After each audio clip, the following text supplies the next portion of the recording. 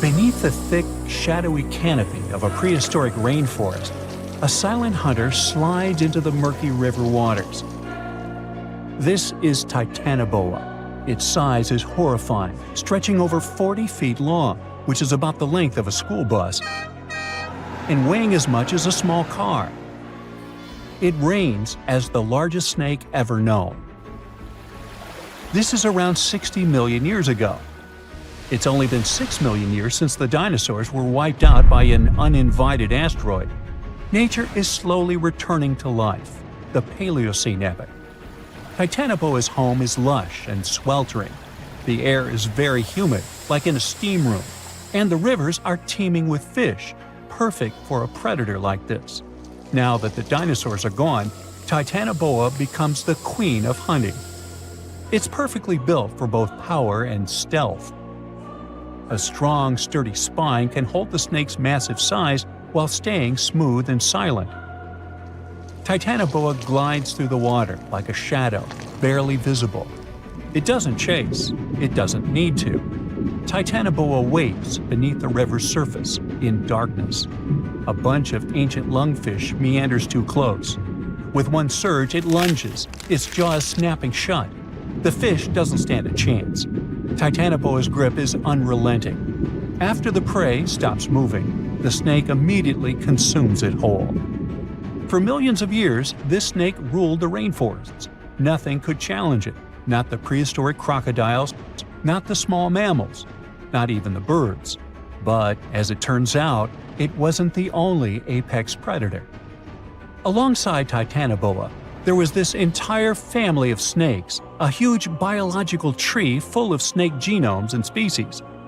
Their history spans around 100 million years, all the way to the Cretaceous period. We find their fossils all over South America, Africa, India, and Australia. That's because they evolved in the Gondwanan continents. Back then, all of this was one huge landmass, and they lived right in the heart of it. Now, this family coexisted with all the dinosaurs. The dinosaurs ruled the world back then, and the snakes couldn't be all that dangerous. They lived in the dinosaur's shadow, adapting to survive. Some of them fed on small mammals. Others waited for the dinosaur eggs to hatch. Some were super bold and went straight for baby dinosaurs. Fossils of one species showed the remains of a little titanosaur, that giant long-necked dinosaur, inside its stomach. And when the age of dinosaurs finally ended in a fiery cataclysm, it was time for these snakes to celebrate. After the asteroid disaster, the world entered a new era of heat and humidity. The warmer the climate, the easier it is for cold reptiles to thrive. Snakes, including Titanoboa, grew larger than ever, but so did the members of this family. All the snakes spread across continents, growing larger and scarier by the century. And eventually, Titanoboa stopped being the only ruler of jungles. Fast forward to about 47 million years ago. Now it's the Middle Eocene epoch, the tropical lowlands of what today is Western India. A lush, swampy place, full of rivers and pools. The earth was warmer, with turtles and crocodile-like creatures basking in the sun. And there evolved the largest and most fearsome predator of them all, Vasuki indicus. Even the name feels important. Vasuki, the serpent king of Hindu mythology, a colossal snake that's coiled around the neck of Lord Shiva, strong and loyal. And the indicus part is because the snake's fossils were discovered in India. Vasuki surpassed Titanoboa and grew to a jaw-dropping length of 50 feet, like a 4-story building. It also weighed as much as a small elephant. Unlike Titanoboa, who preferred to hunt in the rivers, Vasuki mostly hunted on land, though it still could venture into the water when needed. It prowled the marshy ground with quiet, calculated movements, blending with the dense undergrowth. Vasuki also ate crocodiles, massive turtles, and even early whales in local water pools. No one stood a chance. It had immense muscles and squeezed with unimaginable force. But the snake's jaws were much scarier. Unlike Titanoboa and today's pythons, Vasuki couldn't swallow massive prey whole. Instead, it ate them alive with its teeth, just like this. Fast and absolutely brutal, it was an apex predator of its time. And don't forget that we're not talking about one Titanoboa or one Vasuki. These snakes were part of entire populations. In the Paleocene, rivers were full of various Titanoboas. Some were younger, smaller ones, fighting for survival, while the oldest and largest ones dominated the waterways, in the same way as generations of Vasuki indicus competed with each other for thousands of years.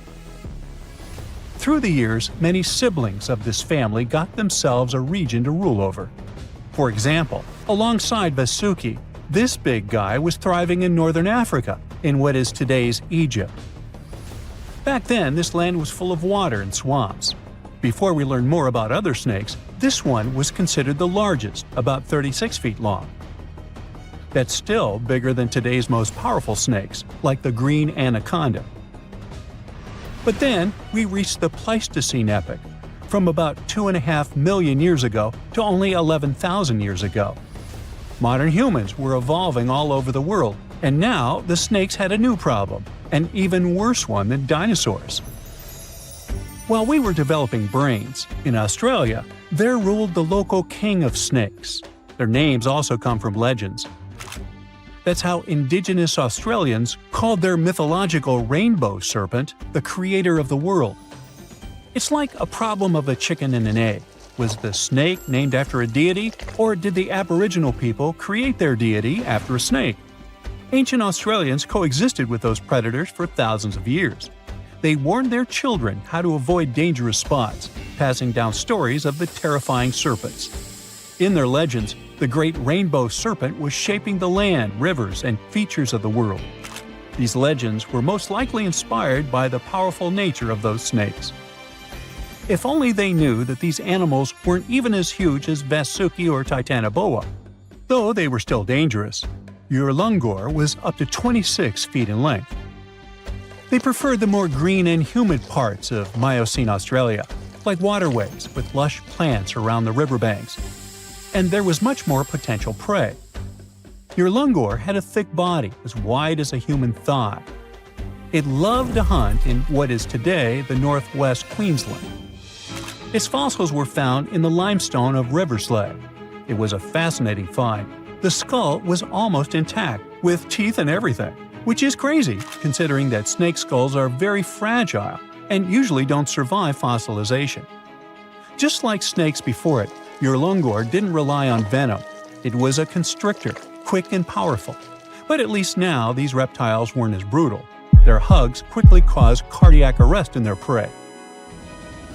So the end came rather quickly. Also, they no longer could swallow the prey whole, and didn't have the same sharp teeth as Vasuki or Titanoboa. So both Urlungor and Wanambi had to eat very slowly, just like pythons today. Meanwhile, Wanambi was about 20 feet long. This one had a similar head, so it could only hunt marsupials, reptiles, and other little things that ventured too close. Wanambi's domain was the waterhole. It lay coiled in the shade, motionless, its body blending seamlessly with the dusty earth. If kangaroos and wallabies cautiously approached to drink, they wouldn't even notice the predator until it was too late. The Wanambi snakes lingered in Australia for millions of years. Even when the climate and ecosystem changed, it didn't bother these guys. In fact, they thrived in Australia's cooler, drier regions. Yet, even giants fall. Time moved on, the earth cooled even more, and nature began to change. Wanambi managed to last up to around 50,000 years ago, and could have lasted longer if it wasn't for humans. The same Aboriginal Australians who once feared Wanambi eventually spelled the end for the snake. All these years of being the apex predator, only for the little apes to hunt you into extinction. But that's how evolution goes. Eventually, all the giant snakes disappeared, leaving behind only their fossils and stories like this one. No one expected such a strong storm. It's too dangerous to sail back to the land because of high waves and winds. But suddenly, you notice a small green island nearby. You and your friend are about 25 miles off the coast of Brazil. You were fishing and didn't notice black clouds obscuring the blue sky. You're approaching the unknown island and see a Coast Guard boat behind you. People from there are screaming something to you, but you can't make out the words because of the thunder. They tell us we should stay away from that island, your friend says. Despite the warning, you still sail since there's no other way out. Around the island, you notice sharp rocks sticking out of the water like knives in the dark. Now you realize what the Coast Guard warned about, but it's too late. Your boat hits a rock. The bottom is pierced. You start to sink. The rain and wind are getting stronger. Both of you fall overboard. Then darkness comes. You wake up in the morning because of the scorching sun and a dry mouth. Your friend and the wrecked boat are lying nearby. Apparently, you'll have to wait for rescuers to get out here. Now, in the light of day, you can see how dangerous the island's coast is. It's surrounded by rocks, and you're lucky you've survived. Getting out of here will be difficult. Together with your companion, you decide to look for coconuts and bananas. Your friend goes to the wreckage and pulls out a bag of medicine. Then, both of you leave the sandy beach and enter the dense jungle. A couple of steps later, you hear a strange hiss. You see your friend. His eyes are filled with horror. Goosebumps run down your back. You feel something alive crawling under your feet, and there's a lot of it. You look down and notice slithering snakes. There are dozens of them. They wrap around your legs, get into trees. They're everywhere. Don't move, your friend says. I think I know where we are. You want to ask him a question, but fear takes away your voice. He reads your face and answers the question. We're in one of the most dangerous places on Earth, the Brazilian Snake Island. These are not just some ordinary snakes. This is the golden lancehead, one of the most venomous reptiles in the world. You can find them nowhere else on the planet except for this land. They evolved here naturally, without other snake species intervention. That made their venom 5 times stronger than the venom of ordinary vipers. They're practically the only owners of this island. Nowhere else in the world will you find such a concentration of creeping reptiles on such a small piece of land. And now, they're glad that 2 big lunch meals have arrived. There's little chance of survival, but you're gonna try. The first thing you need to do is get out of your stupor and find a thick stick. This is your best tool right now. If you encounter a venomous snake, the best you can do is retreat slowly. But this time, there are too many of them. They're aggressive and hungry. Together with your friend, you fight off the snakes with a stick. But there's more and more of them coming. One of them falls on your shoulder from a tree and bites your neck. The poison instantly enters your bloodstream and affects your muscles. It feels like your body is melting. It becomes difficult to move, and your neck swells. Your friend grabs you and carries you deep into the jungle. Here, among the trees, you notice an old lighthouse. Yeah, this building really stands out here. Once a year, the Coast Guard visits it. Your friend breaks down the door and puts you on the floor. You're afraid you won't be able to survive the bite. Fortunately, your friend is a doctor. He injects the necessary medicine and saves your life. You have a few minutes to rest before more danger arises. Your friend tells you that the unique snakes appeared here thousands of years ago. This island was part of Brazil for a long time. Then, massive floods separated it from the continent. This part of the land was cut off from the whole world, which helped the formation of a unique ecosystem inside. Vipers that lived here evolved into golden lanceheads. They quickly became the main masters of the island and destroyed all the other animals. But how did they manage to survive without food, cut off from the whole world? They did it thanks to nature and evolution. This island is a transit point for many birds. They stop here to rest during long flights. These birds become dinner for the snakes.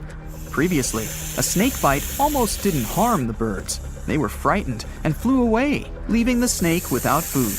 But over years of evolution, the island's owners have developed such a potent poison that one bite was enough for a bird to never take off again. There's also a legend that a pirate hid treasures here a long time ago.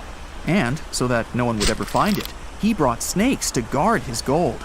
Of course, There's no chest with coins here, but the island is attractive for modern pirates, even today.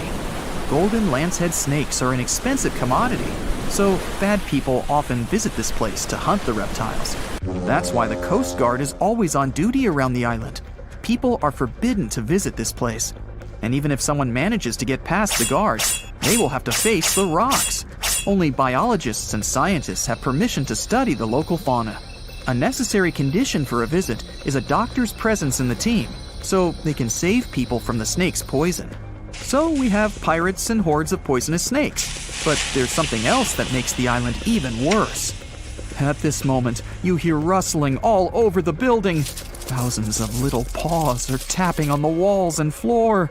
You look around and see lots of giant cockroaches. Some of them are half the size of your palm. They crawl under your clothes. You and your friends scream in fear and run out of the lighthouse.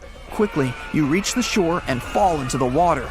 It seems that not a single cockroach is left under your shirt. But that's not all. You hear a strange buzzing sound. You look around and see a dark cloud of flying beetles forming in the sky. It's locusts! Thousands of flying insects are heading in your direction. To avoid a collision, you dive under the water and wait for the cloud to pass by. You go up to the surface and move to the shore. Fortunately, there are almost no snakes here. You and your friend are afraid to approach the jungle and wait for several hours until rescuers arrive. You're nervously painting a pattern on the sand and make a promise that you'll never revisit this place. Finally, you see the lifeguard boat. You're trying to tell them you got here by accident. They believe you and evacuate you from the island. While you're sailing away, you think about what would happen if many poisonous snakes appeared in a village or a small town. It's difficult to imagine what kind of problems people would face, but in fact, there's no need to imagine anything. There is a place on the planet where locals live next to poisonous cobras, but it doesn't create any chaos. A human can live in peace and harmony with reptiles in that village. Welcome to Shetpaw village in India. This place has a population of about 2,600, and it's located in the jungle. It's hot here. Locals are friendly and responsive. If you go into one of the houses, you'll see something that seems impossible. The king cobra, whose venom is one of the most dangerous in the world, calmly crawls around furniture and eats eggs and meat that people give. There's even a special corner for the reptile to relax from the scorching sun, drink water, and have a snack. People are happy about the cobra, as if it was a pet. In the village, cobras are everywhere. They come into houses and schools, crawl through the streets, and keep company during dinner. The locals consider them full-fledged residents. They adore them. The snakes are also used to people and don't see them as dangerous. The coolest thing is there has never been a tragic case in the village because of a poisonous bite. There's no other place in the world where cobras live in such harmony with people. You're going to Ilha de Queimada Grande, one of the most dangerous islands in the world. There, you find yourself among rainforests, huge rocks, and grasslands. The place is home to birds, locusts, and giant cockroaches. But there's one more animal, and because of it, the island got its notorious reputation. Snakes live there, and a lot of them. So many that the place is also known as Snake Island. Will you survive there? Located just 20 miles away from the coast of Brazil, the island has an area of 43 hectares, or over 100 acres.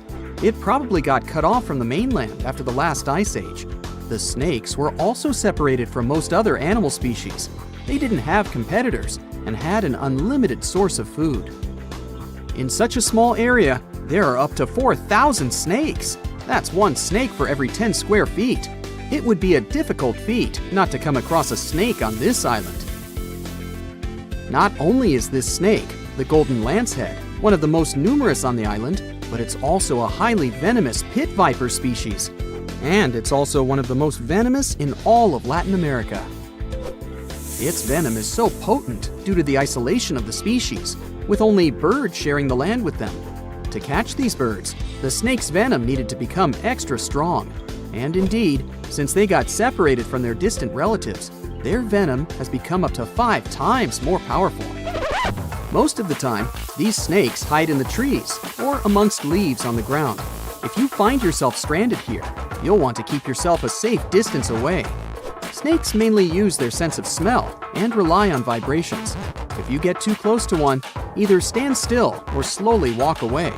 If you make too many vibrations, this will make them feel threatened, causing them to strike. If you spot them a safe distance away, or if you're walking toward tall grass, stamp your feet a couple of times. This will notify snakes of your presence.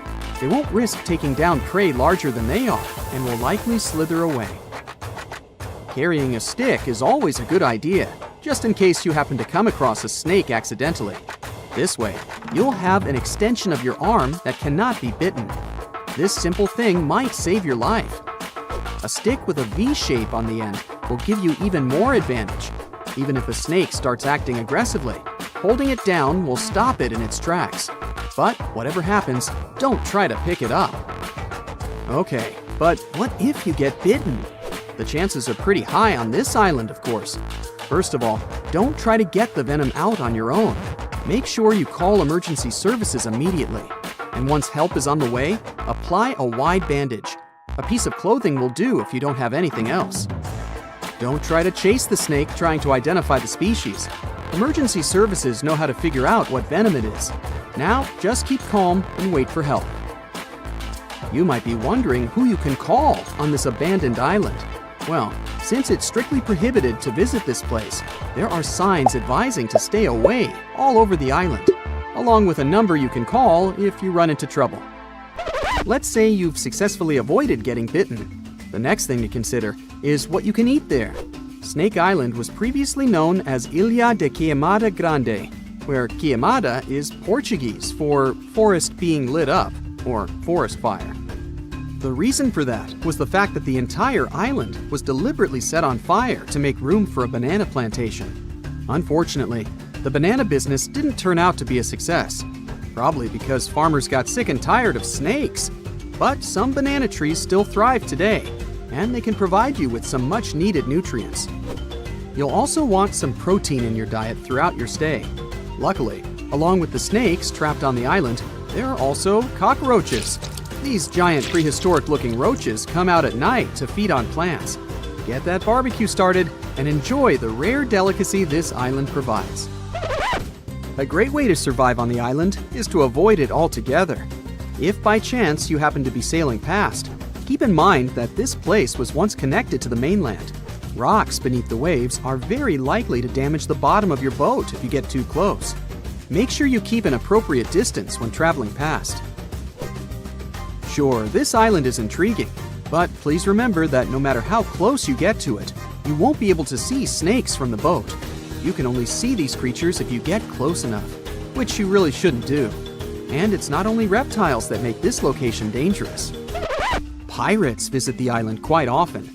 Not the sea shanty singing peg-legged arr pirates, but bio-pirates who come there to capture the very thing that makes it so dangerous.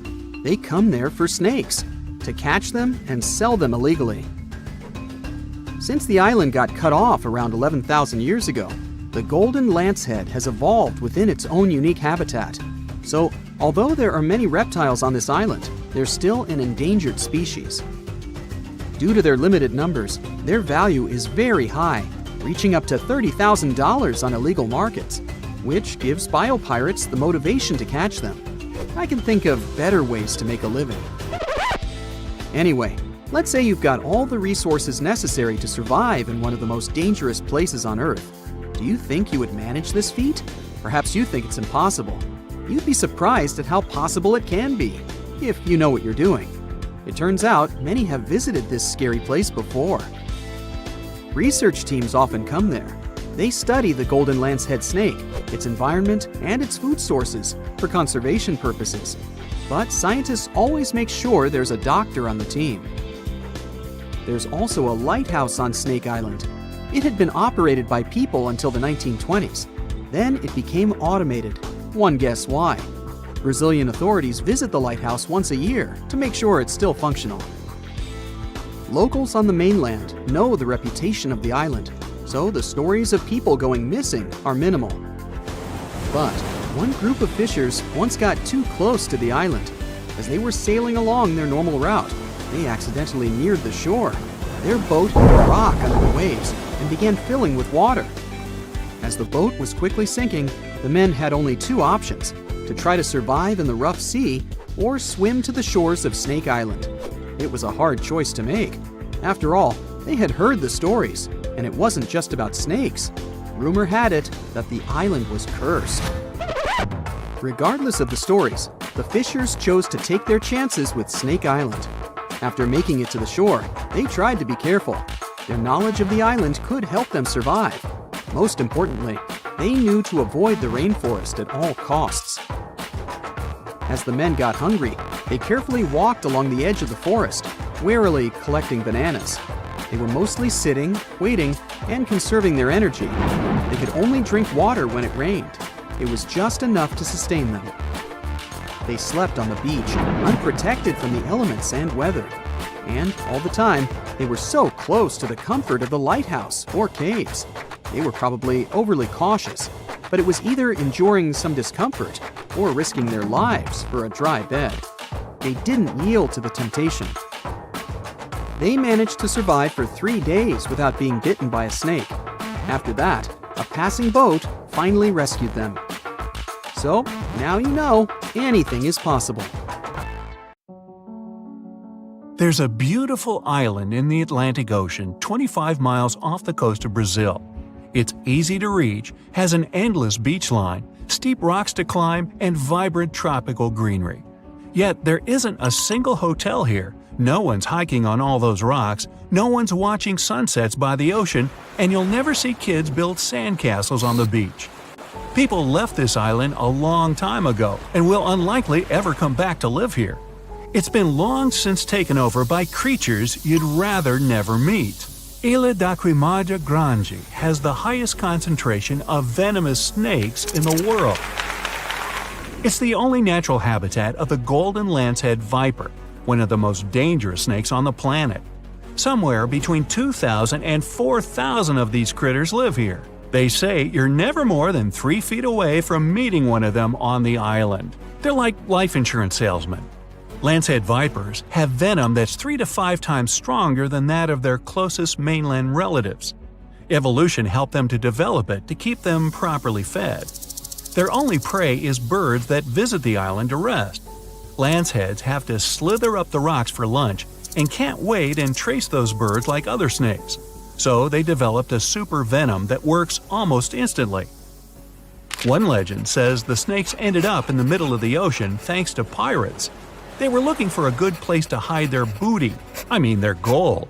The island was a perfect match. They also needed something to protect their treasures from any invaders. So they brought some snakes, and those multiplied quickly. A more realistic explanation involves not humans, but rising sea levels. Snake Island used to be part of the Brazilian mainland, but the sea isolated it from the rest of the country around 11,000 years ago.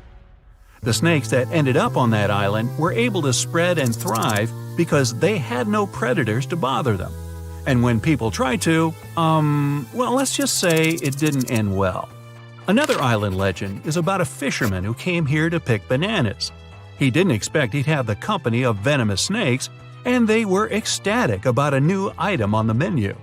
The fisherman ran for his life back to the water, but had been bitten before he managed to jump into his boat.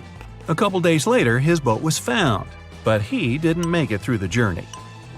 Snake Island has long been uninhabited, but it used to have a human population for a few years, from 1909 to 1920. It was the lighthouse keeper, his wife, and 3 kids. Their task was not to let people on the island. According to another legend, one night snakes got inside their house through the windows. The parents grabbed their kids and tried to escape to the boat. Sadly, the snakes were faster. No one of the family had survived that visit. The lighthouse has been automated. Now the Navy visit it regularly to check if it's in order and keep visitors away from the island. It's both for the safety of people and for the good of snakes that are a critically endangered species. Some of those people are tourists looking for adventures. Others are smugglers that capture and sell lanceheads for $10,000 to $30,000. Animal collectors and scientists are willing to pay that price. There are rumors that the venom helps cure heart conditions. In the past, someone tried to set the island on fire to get rid of the snakes altogether and clear the land for agriculture. But the snakes have an important mission. It's crucial to study them to better understand the whole lancehead snake family and to treat people who get bitten by them on the mainland. Such incidents happen a lot in Brazil. If you really want to visit the island, you have to be one of those biologists or researchers who use it as a real-life lab to study the golden lanceheads. You must go through a lot of paperwork and get an official permission for a visit. There will also always be a doctor in the group to help others if something goes wrong, and Navy officers to make it safe. Elsewhere, there are places where people do survive alongside snakes. Musambwa Island on Lake Victoria in Uganda is home to 2,000 snakes and less than 100 people. That's a ratio of over 20 snakes per person. Rock pythons, cobras, vipers. You can find those even in people's houses. Sometimes they share beds with the locals. They believe the island is home to many kinds of spirits that have transformed into snakes. The people are just guests here, and they must never ever hurt those snakes. Even if you find a cobra under your pillow, you aren't supposed to scream for help. You'll scare away good luck. And if you hurt a snake, well, prepare to pack your bags and leave the island for good. There are also monitor lizards on the island. The snakes live in peace with them and the locals. They feed mainly on bird eggs and won't attack you first. The real danger of North Sentinel Island isn't the snakes, it's the people. The island, about the size of Manhattan and surrounded by corals, is home to one of the most isolated tribes on the planet, the Sentinelese. They're a hunter-gatherer society that doesn't welcome any strangers at all. The only safe outside visit took place in 1967. Based on what they saw back then, anthropologists guess there could be anywhere between 50 and a couple hundred people living on the island. No one else in the world speaks or understands their language. Another dangerous place is Makajima Island in Japan, south of Tokyo. It's famous for the active volcano it sits on. There have been 6 eruptions in the last century alone. Poisonous gas has been leaking through the ground ever since the latest incident in 2000. For years, all residents and tourists had to carry gas masks at all times when on the island. When the siren went off, it was a sign to put it on immediately. It meant the sulfur levels in the air had dangerously risen. Luckily, it's been years since the gas masks were necessary. Volcanic activity made Lake Kivu in Africa a dangerous place as well. It sits exactly where tectonic plates are slowly moving away from one another. It makes the Earth's crust thinner and the volcanoes more active. That's why there are hot springs under Kivu that send hot water, carbon dioxide, and methane into the lake. Microorganisms that live in the lake generate more methane. All these gases remain in the water because the lake is really deep. This mix is denser than regular lake water, so the lake has unusual layers. Kivu is dangerous because all the gases trapped in it could find a way out. That would be a disaster. Saba is a tiny Caribbean island that's seen more storms in the last 150 years than any other place in the world. There were over 60 big hurricanes, 15 Category 3 storms, and 7 Category 5 ones, the most destructive a hurricane can get. If you want to try your luck, visit in winter. You'll be less likely to witness a storm, but landing will still tickle your nerves. Saba also happens to have one of the shortest and most dangerous runways on the planet, stuck between 2 rocky ridges. Bouvet Island is the loneliest and most remote one in the world. The nearest piece of land is 1,000 miles north, and the Antarctic coast is 1,100 miles to the south.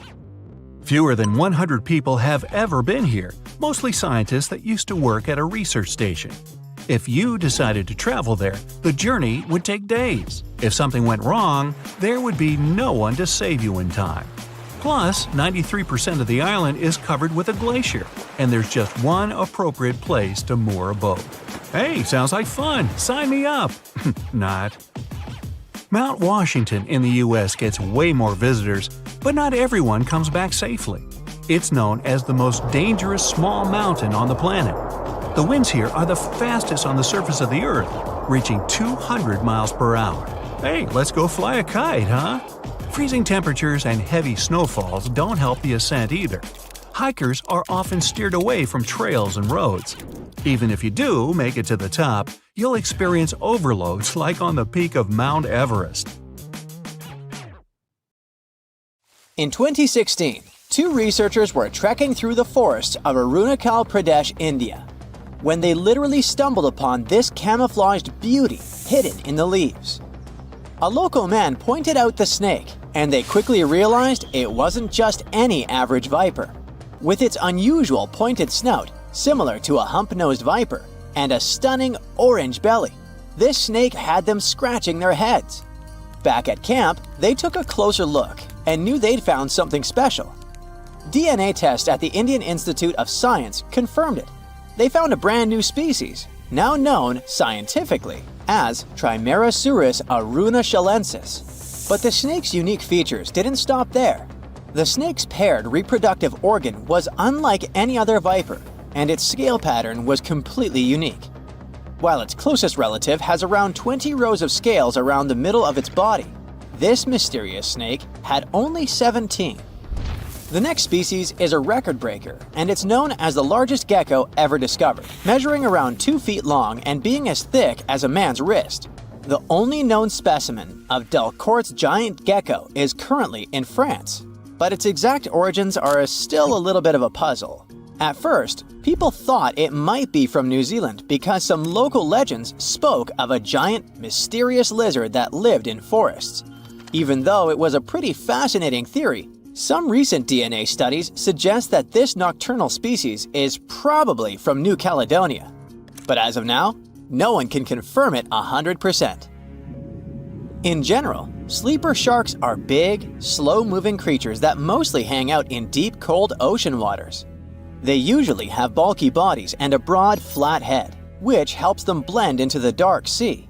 But in 2017, was caught at a fishing harbor and collected from a fish market located in Taiwan, and it didn't look like any of its relatives.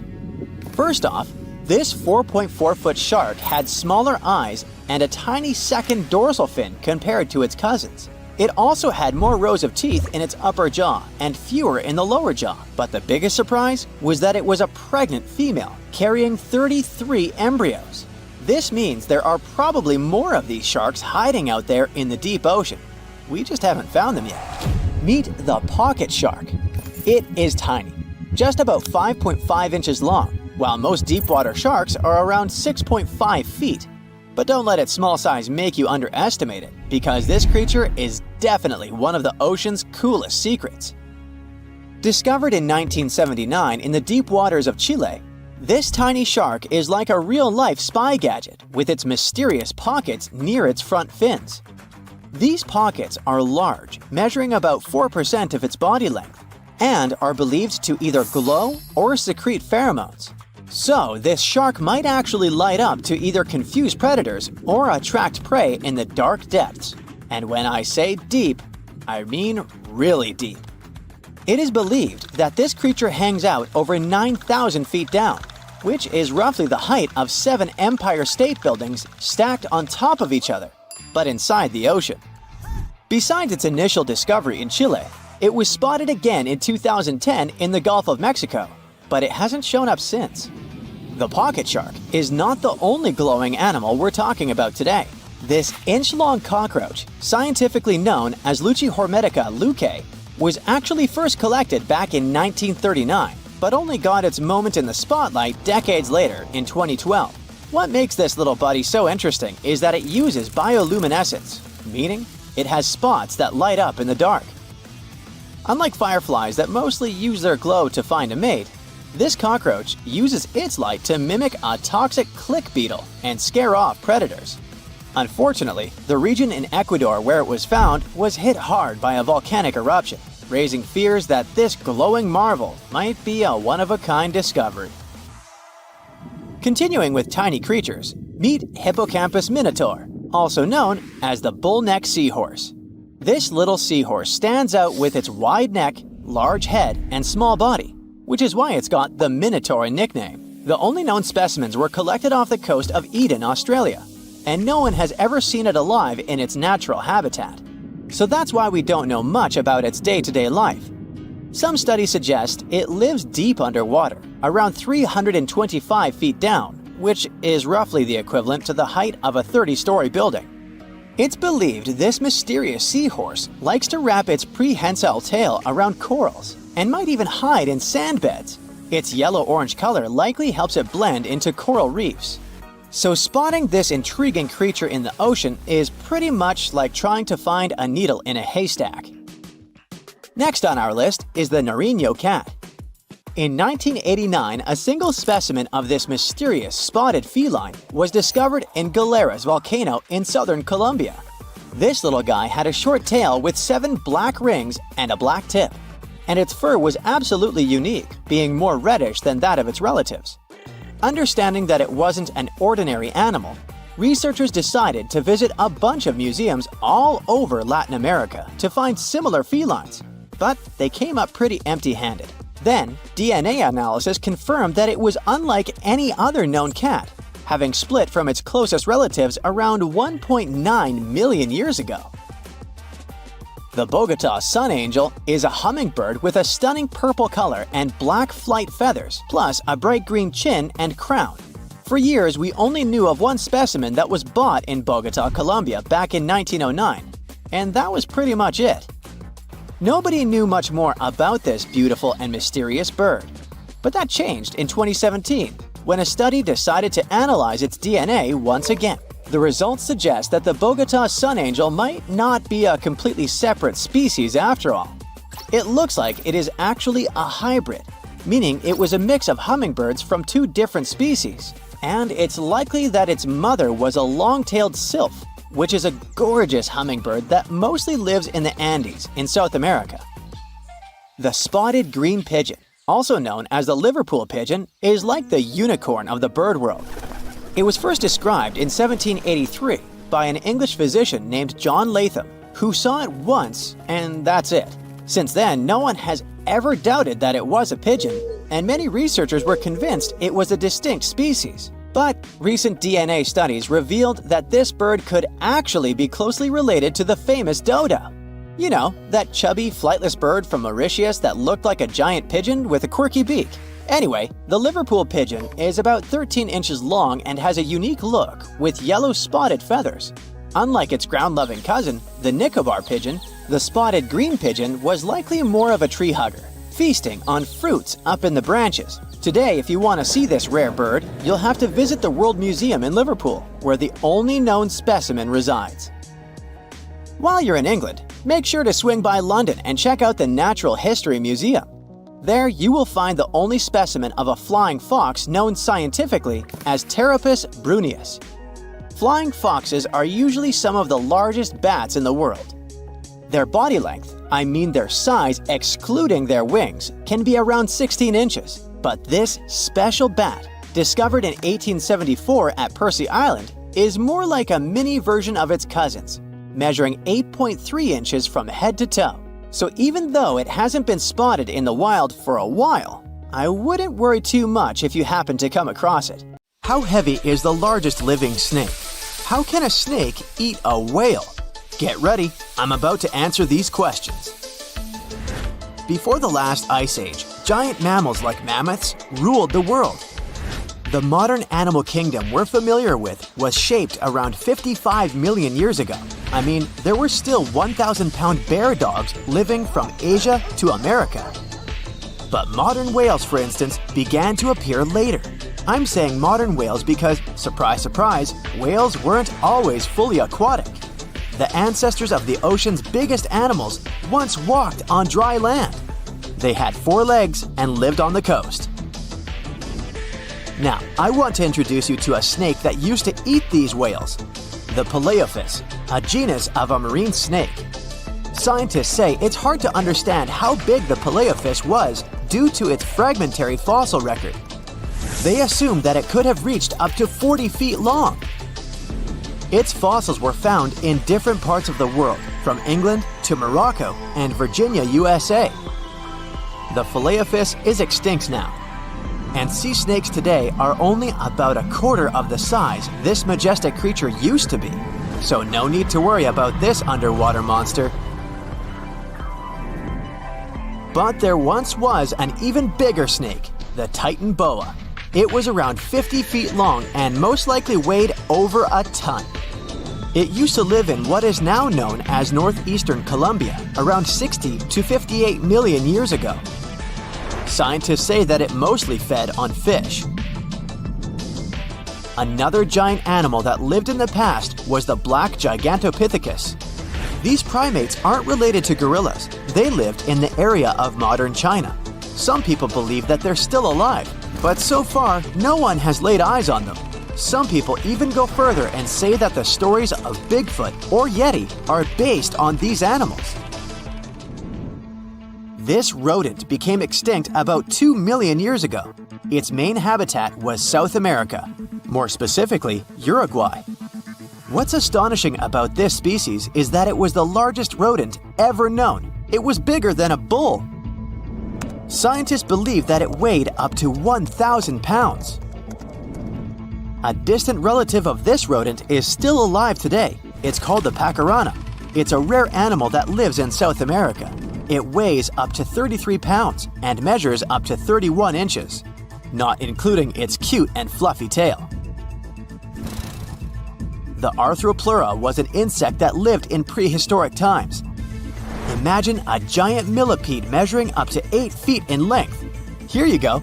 It was one of the largest land animals of its era, about 315 million years ago. The Arthropleura's shell was covered with tough plates. These plates were there to protect the creature from damage. Most of the time, it burrowed into the ground to avoid becoming some other animal's dinner. Meet the megalodon. Millions of years ago, this shark lived in the ocean and ate other marine creatures. It had wide teeth, and its jaws were so powerful that the animal could finish off its prey with the force of its bite. It was one of the largest sharks to ever exist. Yet, this predator also went extinct. Scientists don't really know the reason. This made me wonder why animals were so big in the past. Nowadays, smaller creatures flee or hide from predators. But apparently, it wasn't like this before. Many centuries ago, animals didn't just run or hide, they fought back. Research suggests that this behavior may have been the most important motivation for prey to grow bigger. A study compared the skulls of ancient animals to those of their modern peers. The skulls of predatory animals have become shorter and narrower, while the skulls of the animals they hunted have become longer and broader. This means that predators learned to become experts in hunting, while prey worked on developing their defense skills.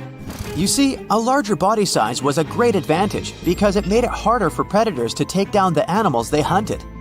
The bottom line, self-defense made prehistoric animals larger. The second reason why ancient animals were larger is related to their bones. They had hollow bones, which are lighter than solid bones. This type of bone allowed large animals to move quickly. Let's take sauropods. They were a dinosaur subgroup.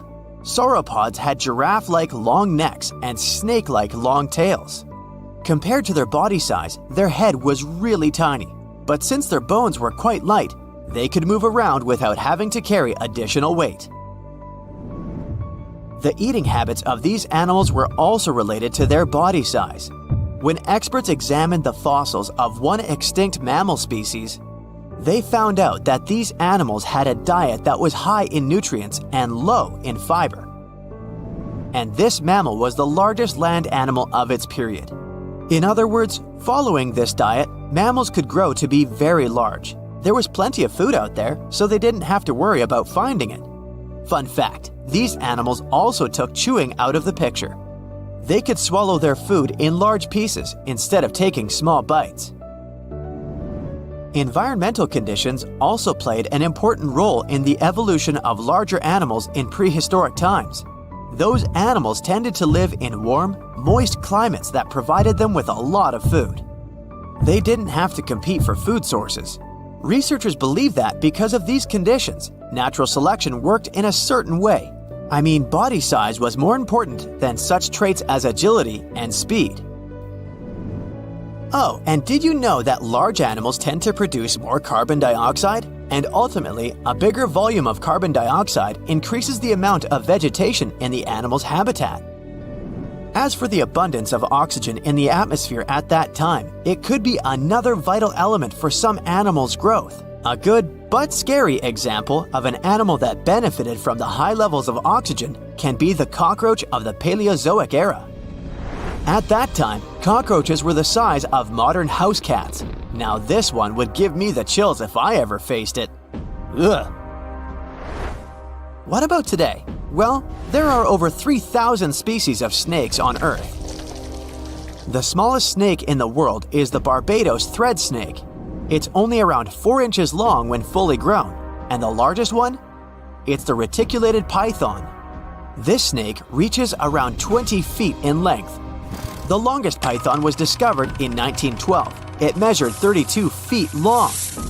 As for the largest and heaviest reticulated python, it was named Medusa. Medusa was approximately 25 feet long and weighed 350 pounds.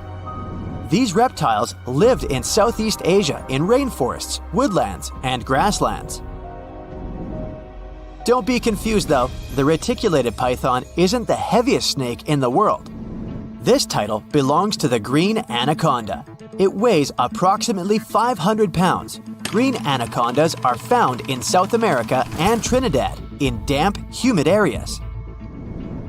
I have a bonus for you. Here is a flying snake. You can find these snakes in Southeast Asia. They don't fly like birds, of course, but they do use the power of flight.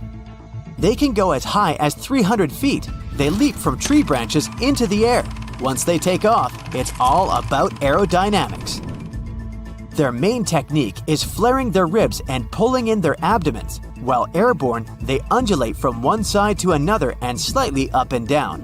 This motion helps snakes to turn and glide. Why bother with all this if they can just crawl in an old-school way? Scientists aren't sure, but they believe it might be related to escaping from predators. This way, they move from one tree to another without having to get down to the ground. Every now and then, people discover fossils of animals that lived millions of years ago. These ancient discoveries continue to capture our imagination. Which of these animals would you like to see alive? And now for some breaking news. All snakes have suddenly disappeared. If you saw this on the news, what do you think would happen? Well, Voldemort certainly wouldn't be pleased to hear this, and neither would other Slytherin members. Hogwarts would have 3 houses instead of 4. Parseltongue, which is the language of serpents, would become useless. Okay, Potterheads, let's get back to our Muggle world. How would it affect us? Well, let's look at the bright side first. People with ophidiophobia, which is the fear of snakes, would be so relieved. We can all agree that snakes aren't exactly everyone's favorite animal. Some snakes are venomous, and this doesn't help save their reputation. It's often overlooked that these animals usually prefer to retreat when you encounter them. They can become defensive if threatened, but when left alone, they don't want to mess with you. Try telling this to people with a phobia, though. Now they can enjoy outdoor activities, such as mountain climbing, like everyone else. And yet, they would have other worries in the absence of these serpents. The design of the ecosystem works like a clock. Every species has an important role. If one goes down, the others will be affected. Snakes are no exception to this order. They primarily snack on mice or rats. They help to control rodent and other small mammal populations. This is important in terms of preventing the spread of diseases, too. Think about the spread of the plague of medieval times. Driving out all reptiles could cause a similar problem. Did you know that the bubonic plague was never completely gone? It's been spotted in modern times too. For instance, in Madagascar in 2008. So it's good to have some snakes around to protect us from disease outbreaks. You see, Snakes are excellent hunters. They ambush their prey by using their highly developed senses to find and track their potential dinner. They're super mobile, can squeeze through cracks, climb on rock walls, and swim. They can even fly. Well, sort of. Flying snakes can't actually gain altitude, but they can glide. They use the speed of free fall and contortions of their bodies to follow airflows and lift themselves. Yeah, they can catch their prey in numerous ways. If we imagine a world without them, it will lead us to another phobia. Allow me to introduce you to mussophobia. It's the fear of mice and rats. People with this phobia will have a hard time with all those rats wandering around, since there are no snakes to eat them. Not to mention that a single pair of rats can have 1 million descendants in over a year. Say hello to crop damage. An overpopulation of rodents can lead to a shortage of food and competition for resources. Do I feel the Hunger Games vibes? Oh, and mice wouldn't be our only problem. You can add insects to the list too. Again, without snakes, they'll throw a party in the streets. Reptiles also play an important role in the natural environment and food webs as prey. Mongooses, eagles, and hawks would really miss snakes. Eventually, some populations of large mammals would decline, and this could lead to the extinction of some species. Then there's medicine. Scientists and researchers would miss these creatures. Snake venom is the key to the development of certain medicines. For example, some diabetes and heart disease medicines have been derived from snake venom. Patients who need them will get affected too. When we mention snakes and medicine, there's something else that comes to mind. Botox. Is it really snake venom? Nope. Snake venom used in skincare isn't obtained from the animal itself. It turns out that this ingredient is called snake. It's a human-made ingredient designed to mimic the effects of temple viper snake venom. Now let's picture what life would really look like without snakes. I'm starting with day 1. People don't immediately notice the absence of these creatures. So, in the first few days, especially in cities, people would have no clue that all snakes are gone. Workers in zoos could start to panic. You would see some news about snakes missing from zoos. Then people in zoo administrations would go through CCTV footage. They would be shocked to see that snakes disappeared into thin air. After the spread of this news, authorities would probably open special departments to see if they have any snakes left in their country. Then it would turn into a worldwide issue. Some sort of a global alliance would be established to investigate what happened to these reptiles and what could be done about it. By the time authorities and people understood the severity of the situation, ecosystems would already start to change. People who live in urban environments may not be directly affected in the first few months. Then they would see more mice in their houses and in the streets. Around 500,000 mice live in the network of tunnels of the London Underground, for example. The number may vary, but many rodents live in large cities. These animals would become more visible. You'd open a kitchen cabinet and, oops, you'd see a mouse looking at you from behind a jar of peanut butter. New career opportunities would arise, since the demand to live in a mouse-free environment would skyrocket. Authorities might introduce new taxes to raise money to handle this new situation. After all, they would need to provide people with safe places to live. Of course, it would be not only urban places that would be affected by the absence of snakes. The countryside would have even more problems. Without snakes, the number of pests would increase. These animals would start destroying crops and habitats of other animals, and farmers would be in serious trouble. Authorities would need to support people living there and find ways to protect the environment, which would be their top priority. Researchers and scientists would have to take a huge responsibility. Maybe they'd create artificial snakes that could be nutritious like real snakes. so that animals like eagles would hunt them and continue to live. What artificial snakes would look like is a mystery. I can't imagine them. I'll just leave it to you. If we flashed forward to 5 years from the first day of the world without snakes, we would face an entirely different world. Maybe we would have a special day for it, the 5th anniversary of the world without snakes. The changes would be obvious, but by that time, people would have probably got used to living in that different world. Some restaurants would have already made changes to their menus. Goodbye to snake soup. Then there would be new museums dedicated to snakes. You'd be able to read about the story of their evolution and see their fossils. Maybe you'd stop by the museum souvenir shop to buy a snake-shaped pen for your friend. Lastly, we would still be looking for alternatives to snake venom in the field of medicine. I mean, it's a relief for people who show allergic reactions to snake bites, but these animals are crucial for some studies and medicines.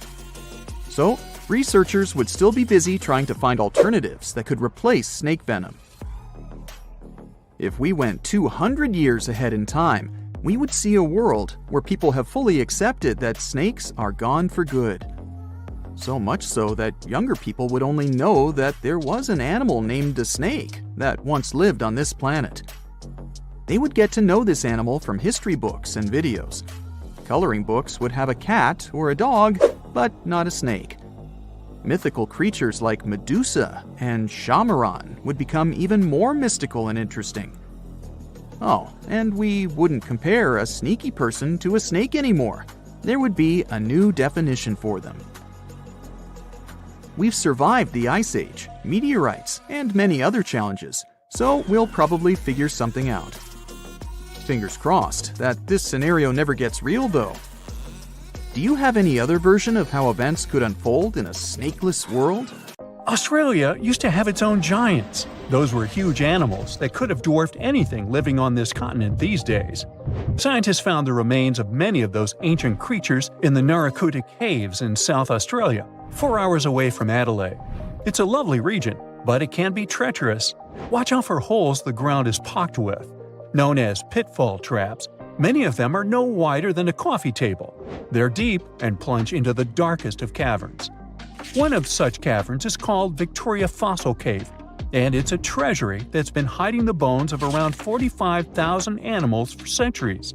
Some of the oldest bones belong to creatures far more terrifying than any animal you can encounter today. Those were the ancient Australian megafauna, huge beasts that roamed the continent during the Pleistocene epoch.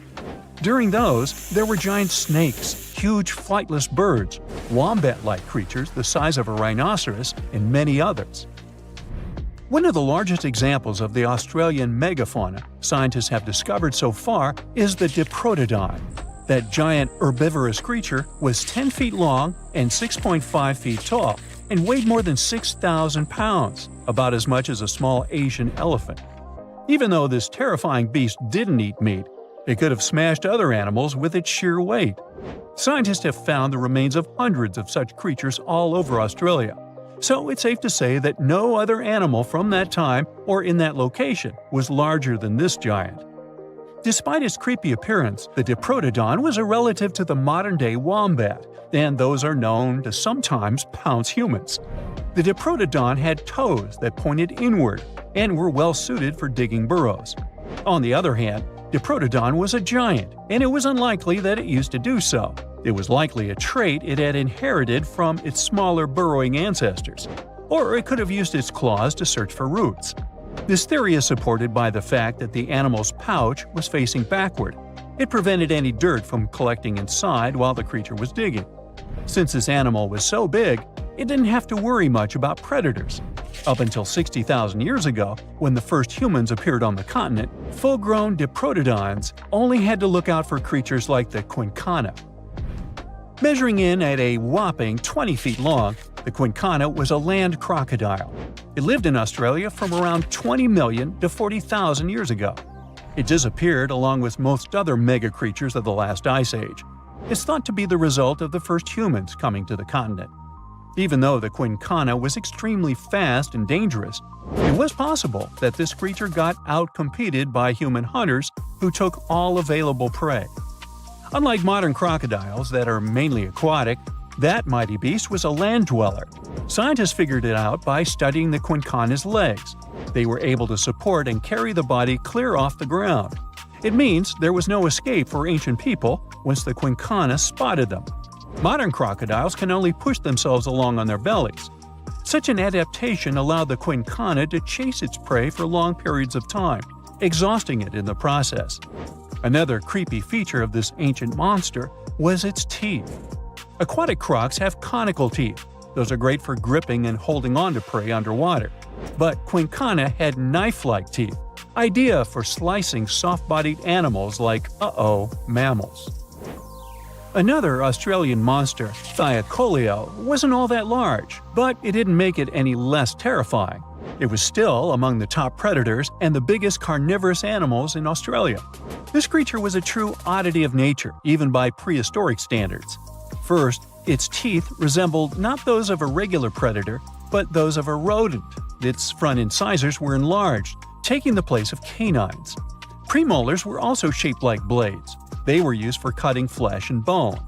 At first, scientists thought that Thylacoleo used those teeth to eat nuts and fruits.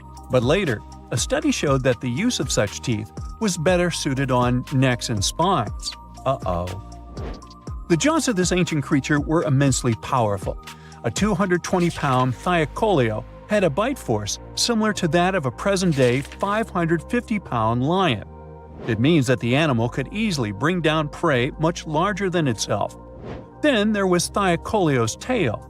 It had strong muscles which provided the animal with the ability to use the tail as support when tackling large prey. The Thylacoleo had retractable claws, and this feature is very uncommon among marsupials. It allowed the animal to keep its razor-sharp hooks from getting blunt and could help it get a better grip on its prey. Scientists are quite sure that, like today's leopards, the Thylacoleo could climb trees and jump on other animals from above. It was done so fast and stealthily they never knew what hit them. The creature's rear feet support this theory. The first toe there was reduced, but the foot had a rough pad like what modern-day possums have. It allowed them to have a better grip while climbing.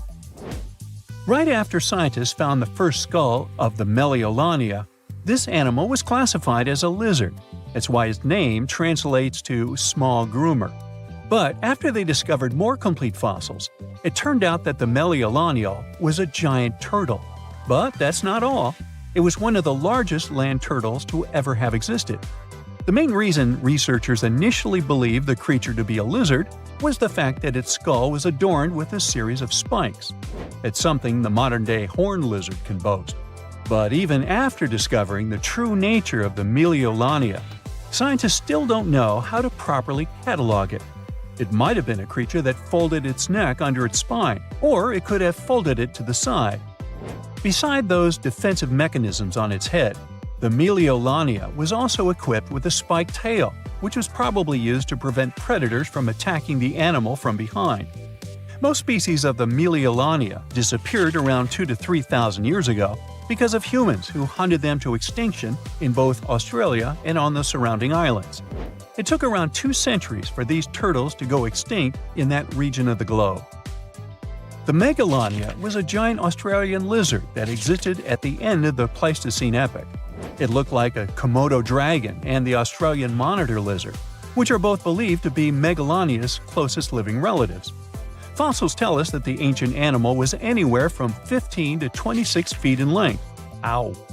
The youngest fossil remains of this ancient Australian monitor lizard date back to about 50,000 years ago. The first indigenous settlers must have encountered Megalania, which led to the lizard's extinction.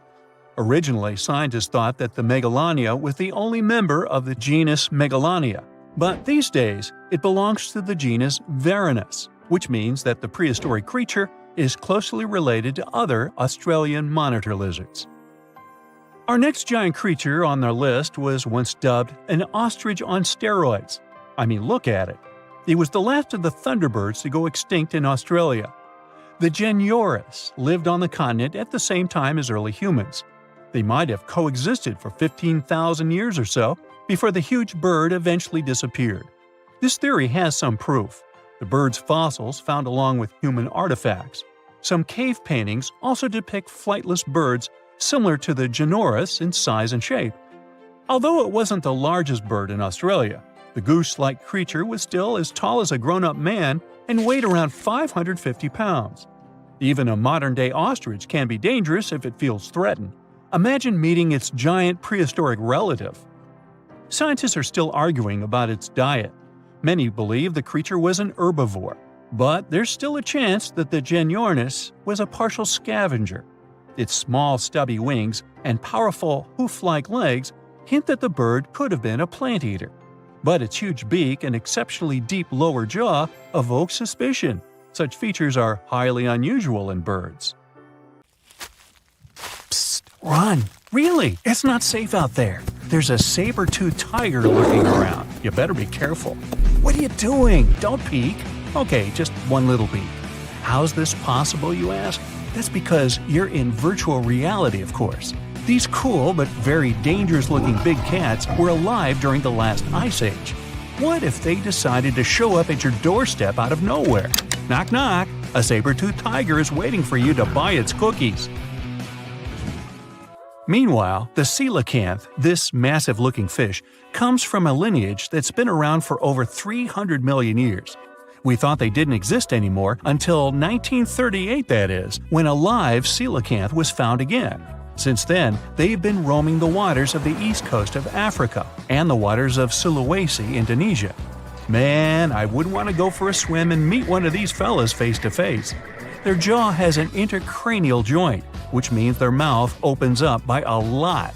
This is so they can eat large prey, like me. Not good. They're huge, too. Imagine a fish that's as long as you're tall and weighing as much as an average human. The takahe, a flightless bird, was thought to be gone in the year 1898. They're very cute, small and multicolored, usually not taller than your knee. But picture this.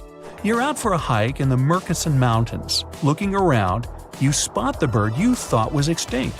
But there they are, as happy as ever, surviving and chilling. Whole colonies of takahes was indeed found just 50 years after they were pronounced extinct. Good job, tiny little birds. A singing dog. Ever heard of those? Riley does sing sometimes when he's bored or hungry, but these are real performers. New Guinea singing dogs. They've been only recently discovered again in the wild for the first time in 50 years. Still, they were never completely extinct to begin with. New Guineans made sure they were safe next to them. But in the wild? Very rare and hard to catch a sight of. Look, there goes one. The New Guinea singing dogs are called so because of their famous high-pitched singing. They sometimes sing together, too. A dog choir of sorts, where they all howl together. I bet they sing better than I do in the shower. Not going far from this area, we have bats, but these ones are sort of different. You see, their ears are enormous. I guess that's why they're called the New Guinea big-eared bats. Clever. The species was found again when one of them was accidentally caught in a bat trap. Until then, I guess they were playing hide-and-seek with us, because up till 1890, they had been thought to be gone. They're still not out of the danger zone because of habitat loss. Imagine you discover a fossil of a species you thought had been extinct for a long time, yet 2 years later, a whole living group of said species is found. Well, this is exactly what happened in 1977 with the Majorcan midwife toad. It's sort of brownish in color with darker brown that makes up its skin spots. Other than that, it's just a small toad with googly eyes. The group of live toads was found close to where the fossil was, on the island of Majorca. There aren't many of them left, about 500 in fact, and as of right now, they're declared vulnerable by the International Union for Conservation of Nature. Now, are you a fan of tortoises? You will be when you take a look at this huge beauty. It's called the Ferdinanda Island Galapagos tortoise. It hasn't been seen since 1906, but on February 17, 2019, we were finally able to look at one of these beautiful creatures. It's probably out there with a few of its mates right now, but they also don't allow themselves to be seen. We only know they exist because there's a few tracks and scents. With yet another frog, we have the horned marsupial frog. They're out and about in Ecuador, in the Chocó forest to be more specific. They're called this way because of their distinctive horns directly on top of their eyes. You know the pouch kangaroos use to carry their offspring? Well, the female horned marsupial frog also has that, except it's on the back, so it acts as sort of a backpack. They develop their embryos there, and when they're ready to come out, they hatch as complete infants, unlike regular frogs where they start out as tadpoles. One more toad, the starry night toad or harlequin toad. They're black and covered with loads of white spots all over them. Lost for 30 years, it was discovered back in 2019. Picture them as big bodyguards, water bodyguards to be exact. Oh, that's a very big toad on your screen. Well, for the Arhuaco people, that's exactly what they are, guardians of water. They also have their own name for them, Guna. Sounds like a cheese. When scientists found them yet again, they came across 30 of these little creatures, but initially, they were expecting only one. Well, what a nice surprise. Here's a tiger for you, although it doesn't quite look like your typical tiger. It's called the Tasmanian tiger, and it seemingly disappeared since 1936. But then, out of nowhere, people started seeing them out there in the wild just 5 years ago in 2016. They sort of resemble dogs more than tigers, or a fox maybe. Just take a look at its muzzle. Maybe even a mix of both. Then, a few others started popping up too. And if you happen to think you're seeing one right in front of you, but you're not quite sure, check if they've got stripes on their back. They're definitely out there, but still technically marked as extinct by the IUCN. Okay, picture a horse that looks straight out of a movie scene. Tiny, gorgeous fur, very well behaved. It's tiny, but it's not a pony. It's a Caspian horse. They have an interesting backstory to them. They were discovered by Louise Leyland, who got married to an aristocrat in 1957. Having moved to Tehran, Iran, she didn't quite like how the horses behaved there, so she took matters into her own hands. She took a few people with her, and off they went to the Caspian Sea mountain. And in there, they found 3 of these beautiful tiny little horses. Well, that's how the story goes. Coming up next, a possum that was found in an unexpected place. Guess where? You have 3 options to pick from: hiding in a ski resort, in the Australian outback, or in someone's apartment in the bathroom. Which one do you choose? You have 3 seconds. The right answer is a ski resort. Yes, this possum is called the mountain pygmy possum, and it's originating from Australia. So far, there are 3 different living populations of this tiny possum, but it was believed to be extinct until just 1966. There are fewer than 100 of them, so the IUCN has marked them as critically endangered. Also from Australia is the night parrot, an absolute delight to birdwatchers. Very beautiful, yet mysterious. These little fellas live in very remote areas. You can probably count on the fingers of your hand how many times these birds have been seen since they were found again in 1979. That's how rare they are. Have you ever seen a pygmy tarsier? Neither have I. It was only in 2008 that 3 of them were caught. Scientists don't really want to lose track of their movements again, so what they did was gift them with tiny little collars. This way they can live their life as happy as ever and will know they're safe. The last one I want to tell you about is the tree lobster, but as the name might mistakenly tell you, they're not really lobsters. They're just big black bugs with huge legs. Their extinction story is a sad one. In 1920, a cargo ship got stuck on Lord Howe Island, and it had rats aboard. These rats fled the ship and ran straight to land. Even though tree lobsters are bigger than most insects, they're still relatively small compared to rats. The poor things never stood a chance. Still, in 2004, life shone again for these distinct critters. A pair of Australian scientists were out and about on the island and came across 24 of them. All of them were living beneath one single shrub. Hey, if there's enough space for everyone, it's not small, it's cozy. Bottom line, it's better to be distinct than extinct. Don't you agree? Life on a high oxygen planet would be a wild and crazy ride. Imagine taking a deep breath and feeling like you just downed a shot of espresso. The sky is a deep shade of blue, and the trees around you are gigantic, lush and green, growing at a rapid pace. Daily exercise now becomes a breeze. With all that extra oxygen, you'd be able to run faster, jump higher, and lift heavier weights. Your morning run is basically effortless, and you notice that everything seems to move faster and with more energy. But you'd also have to watch out for the wildlife. The animals around you would be simply huge, and they'd move with a heightened speed and agility. Imagine getting chased by a cheetah that's hopped up on oxygen. It'd be like running from a Ferrari with legs. But how is this even possible? And how would high levels of oxygen affect the evolution of the planet and our life in general? To answer this question, you need to understand how oxygen works. Oxygen is like the fuel that powers the engines of life. It's a gas that's all around us, making up about 21% of the air we breathe. And don't let that small percentage fool you. Every time you take a breath, these little molecules get top priority access to your body's cells and help them produce energy. Without oxygen, your cells wouldn't have the energy they need to function properly, and your body would start to shut down.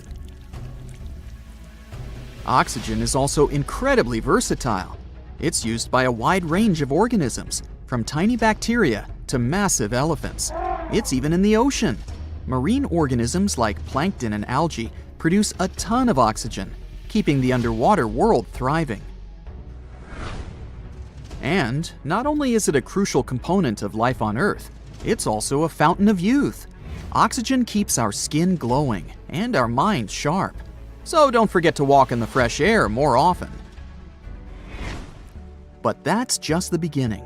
Oxygen is quite a multitasker, doing a bunch of different jobs at once.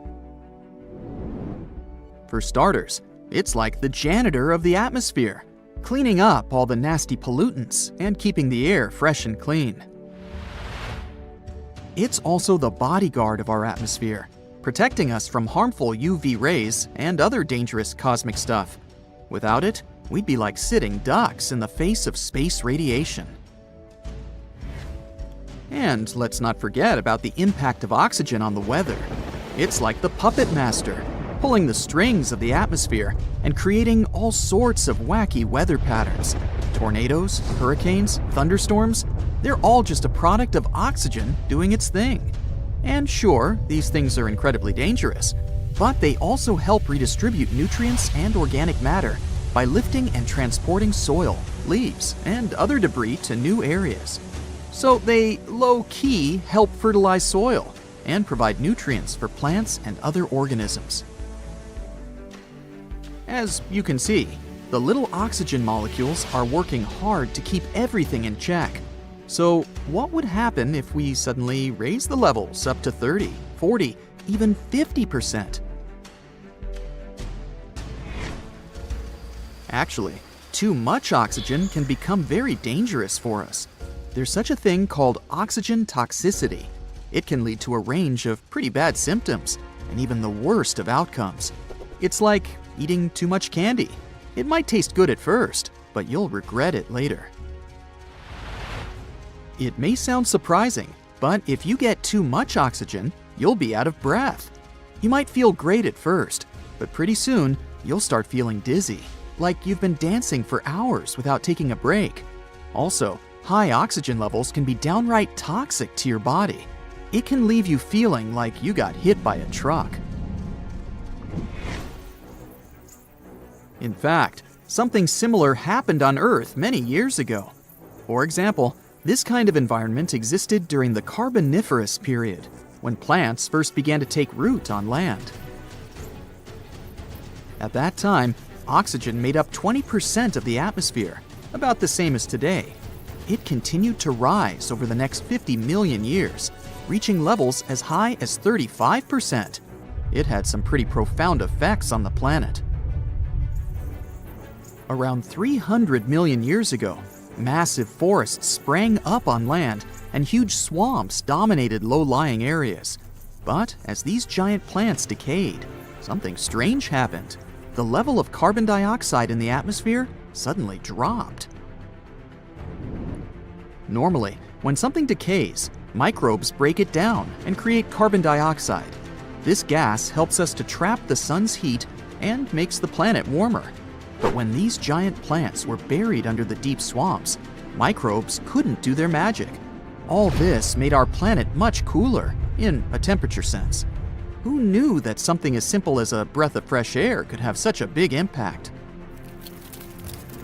But this period of life on Earth helped us understand what our planet would look like if the oxygen level on it was much higher.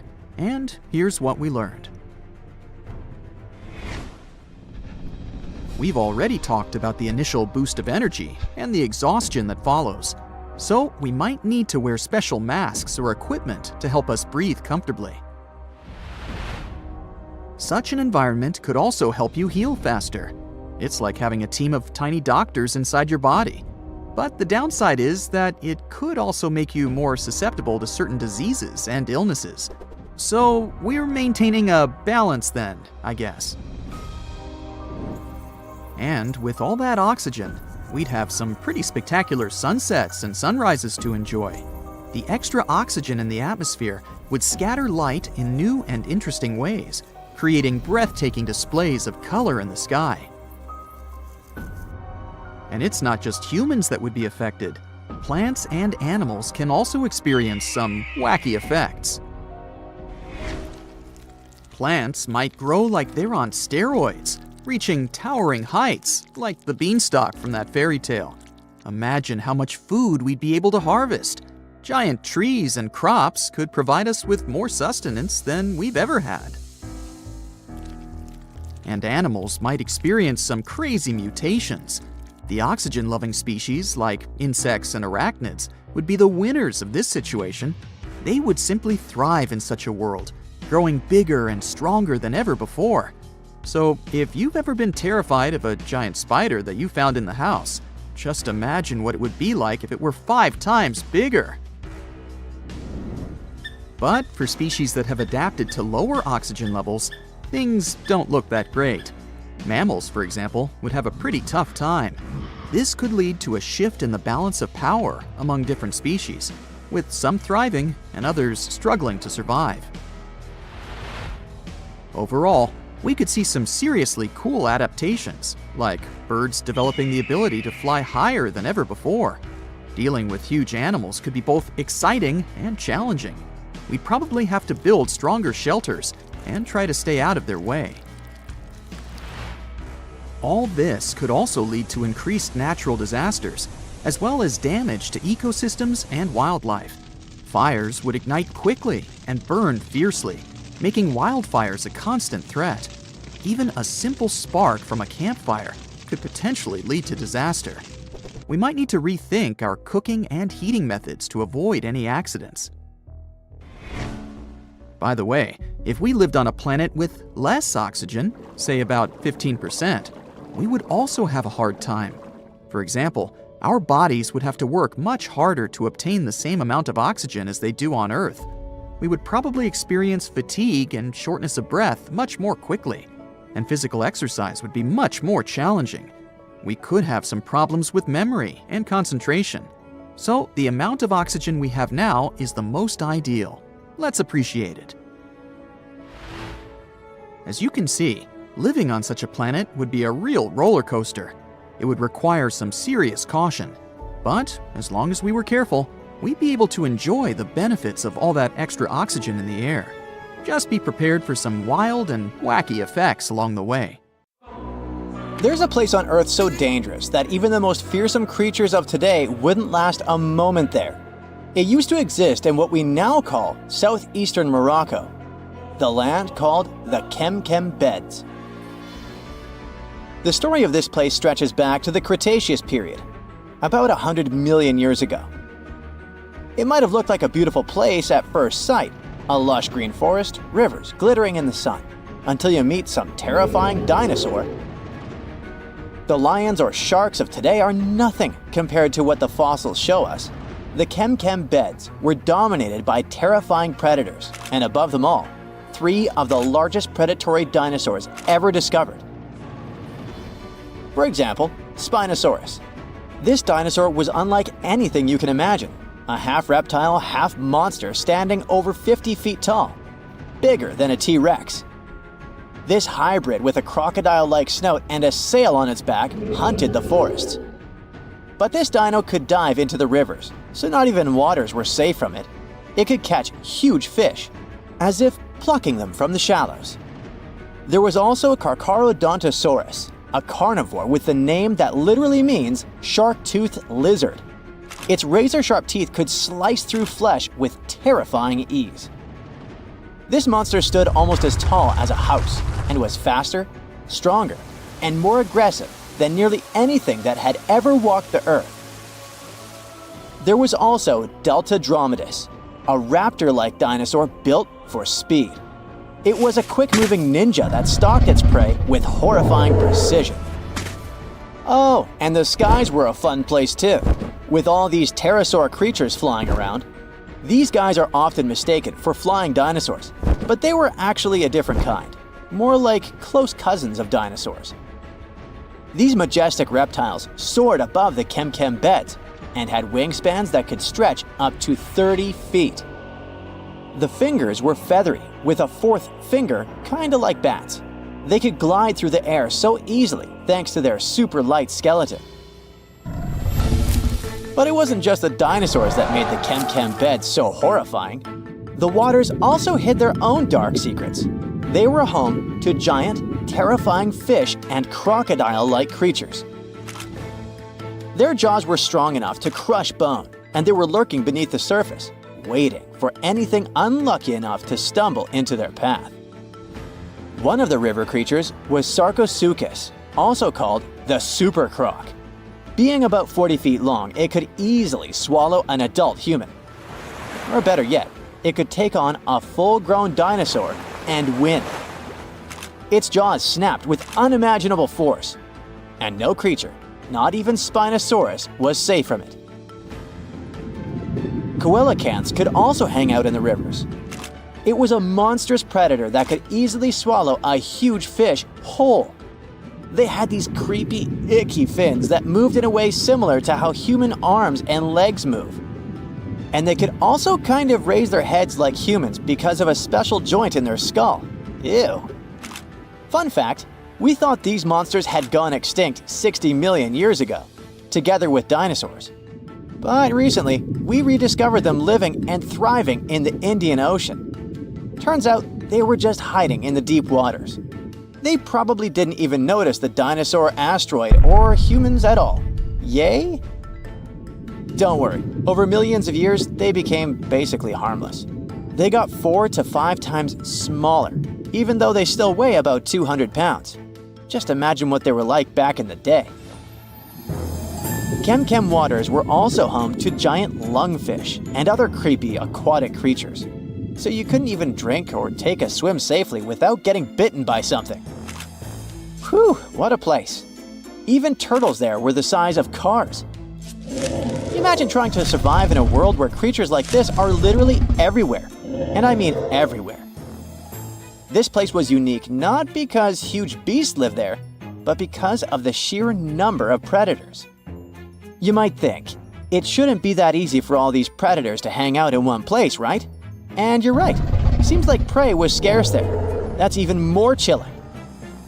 All the predators just wandered around, hunting whatever meager life remained. And if there's none, then fighting each other. For years, scientists have wondered why it was the case. Maybe that's just how life was back then.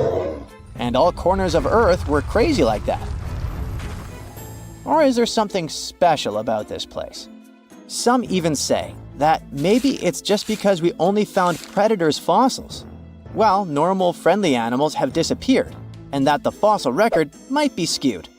But who knows? And the environment itself was just as fascinating as the beasts who lived there, just a bit more friendly. It's hard to imagine, but back in the day, this desert was a green paradise, humid and full of rivers. The heat of the sun scorched the land. The climate was hot, so hot that even the poles were warm. The weather there was extreme. Dry seasons followed by intense storms, which shaped the land and life. The giant rivers carved their way through this landscape. They stretched from the Sahara, emptying into the ancient Tethys Ocean to the north. If you were there, you'd see vast, interconnected basins, and beyond them, the central Atlantic Ocean. The floodplain stretched out beneath a sweltering sky. The rivers were just as wild as local animals, flowing lazily one day, but raging like furious beasts the next. At first, these rivers were powerful, carving deep channels through the land and creating wide sandbanks. But over time, they slowed down, and the landscape changed into shallow ponds and salt-covered flats. As water gradually faded away, it left behind a patchwork of wetlands and slow-moving waters. Right now, the Chem Chem beds is a vast, rugged desert where time has stood still for millions of years. If you visited it, you'd see a giant escarpment, its rocky face winding along the border of Morocco and Algeria, bathed in the sun's harsh light. Beneath your feet would lie layers of fossilized history. That's one of the reasons why scientists were long fascinated with this place. It must be one of the most comprehensive collections of fossils ever discovered in northern Africa. There are fossils from other parts of Africa, of course, like Egypt's Bahariya Formation. But they don't tell us much about life during this time, not like Chem Chem. That's all because those rivers we mentioned in hotter and drier places, they've eroded or still remain buried under the sand. The first discoveries from Chem Chem began in the late 1940s. A scientist named Schubert uncovered bony fish fossils among the escarpment near the Morocco-Algeria border. Just a few years later, a paleontologist, René Lavoca, took things to the next level. Traveling by camelback, he scoured the desert landscape and uncovered a real treasure trove of fossils. He found the partial skeleton of a massive herbivore dinosaur. Finally, at least one peaceful creature in the Chem Chem beds. This long-necked giant roamed the ancient river valleys and ate leaves like a good boy. For the next several decades, scientists only did small-scale fossil hunting expeditions to this place. There were modest discoveries made here and there.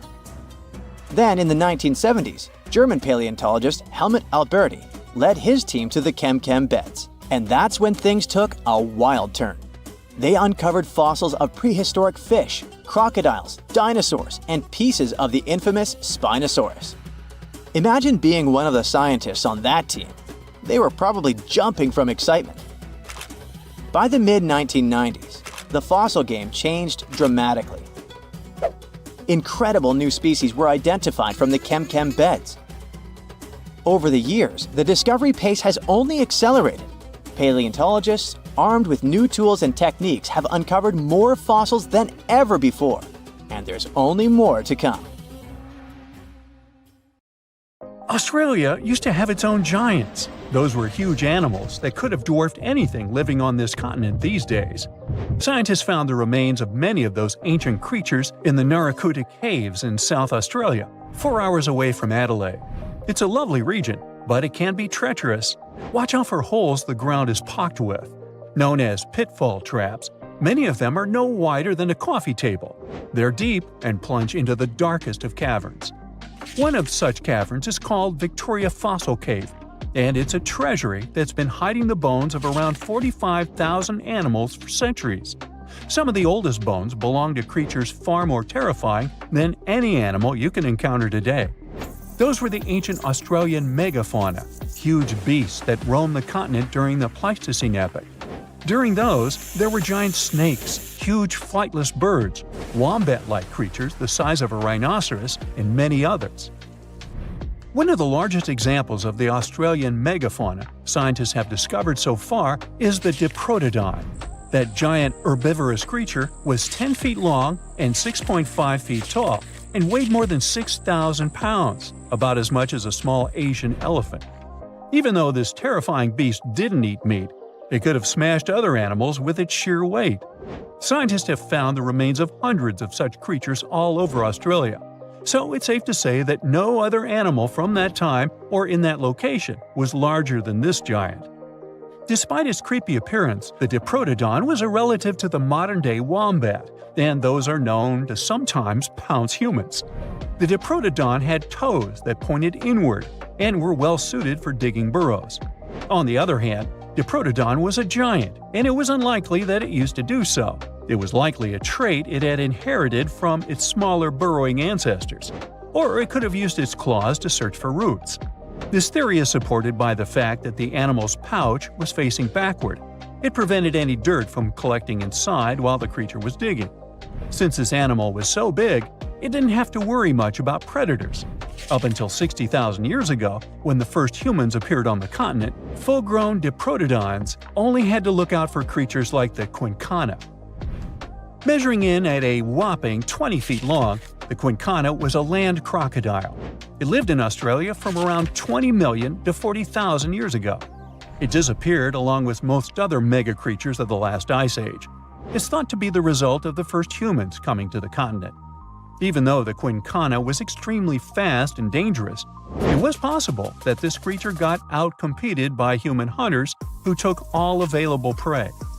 Unlike modern crocodiles that are mainly aquatic, that mighty beast was a land dweller. Scientists figured it out by studying the quincana's legs. They were able to support and carry the body clear off the ground. It means there was no escape for ancient people once the quincana spotted them. Modern crocodiles can only push themselves along on their bellies. Such an adaptation allowed the quincana to chase its prey for long periods of time, exhausting it in the process. Another creepy feature of this ancient monster was its teeth. Aquatic crocs have conical teeth. Those are great for gripping and holding on to prey underwater. But quincana had knife-like teeth, ideal for slicing soft-bodied animals like, mammals. Another Australian monster, Thylacoleo, wasn't all that large, but it didn't make it any less terrifying. It was still among the top predators and the biggest carnivorous animals in Australia. This creature was a true oddity of nature, even by prehistoric standards. First, its teeth resembled not those of a regular predator, but those of a rodent. Its front incisors were enlarged, taking the place of canines. Premolars were also shaped like blades. They were used for cutting flesh and bone. At first, scientists thought that Thylacoleo used those teeth to eat nuts and fruits. But later, a study showed that the use of such teeth was better suited on necks and spines. The jaws of this ancient creature were immensely powerful. A 220-pound Thylacoleo had a bite force similar to that of a present-day 550-pound lion. It means that the animal could easily bring down prey much larger than itself. Then there was Thylacoleo's tail. It had strong muscles which provided the animal with the ability to use the tail as support when tackling large prey. The Thylacoleo had retractable claws, and this feature is very uncommon among marsupials. It allowed the animal to keep its razor-sharp hooks from getting blunt and could help it get a better grip on its prey. Scientists are quite sure that, like today's leopards, the Thylacoleo could climb trees and jump on other animals from above. It was done so fast and stealthily, they never knew what hit them. The creature's rear feet support this theory. The first toe there was reduced, but the foot had a rough pad like what modern-day possums have. It allowed them to have a better grip while climbing. Right after scientists found the first skull of the Meliolania, this animal was classified as a lizard. That's why its name translates to small groomer. But after they discovered more complete fossils, it turned out that the Meliolania was a giant turtle. But that's not all. It was one of the largest land turtles to ever have existed.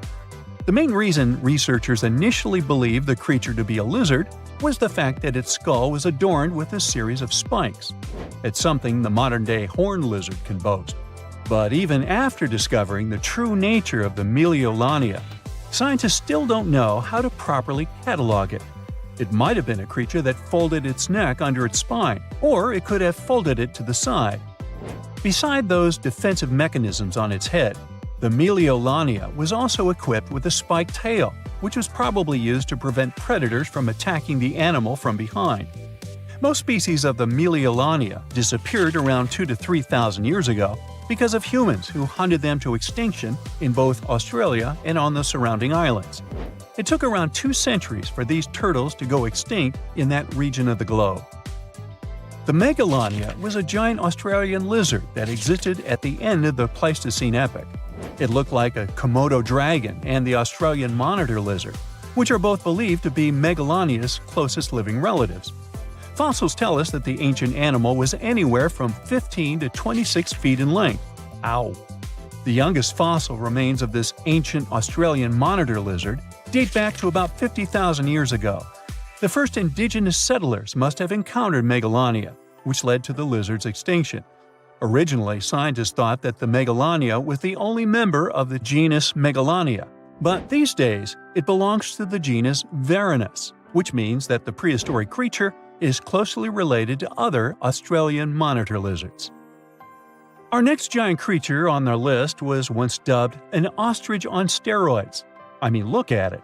It was the last of the thunderbirds to go extinct in Australia. The Genyorus lived on the continent at the same time as early humans. They might have coexisted for 15,000 years or so before the huge bird eventually disappeared. This theory has some proof. The bird's fossils found along with human artifacts. Some cave paintings also depict flightless birds similar to the Genyorus in size and shape. Although it wasn't the largest bird in Australia, the goose-like creature was still as tall as a grown-up man and weighed around 550 pounds. Even a modern-day ostrich can be dangerous if it feels threatened. Imagine meeting its giant prehistoric relative. Scientists are still arguing about its diet. Many believe the creature was an herbivore, but there's still a chance that the Genyornis was a partial scavenger. Its small, stubby wings and powerful hoof-like legs hint that the bird could have been a plant eater. But its huge beak and exceptionally deep lower jaw evoke suspicion. Such features are highly unusual in birds. The legend goes that a dwarf named Fafnir was famous for his strength and courage. Because of his qualities, he was tasked with protecting their kingdom. Dwarves were known to gather a lot of wealth, so a bit of added security was a must. I mean, they lived in a house made from gold and precious gems. But Fafnir also had another special talent. He was able to shapeshift. Tricked by Loki, the Norse spirit of mischief, Fafnir was taken over by his greed and the shine of his father's treasure. He decided he did not want to share any of it, not even with his father or his brothers. He stole it and ran away all by himself to a place he'd be hard to find, the middle of the desert. To protect his wealth, Fafnir transformed into a huge dragon. His new appearance looked like a huge snake, powerful and scary. His magical powers did not end there, though.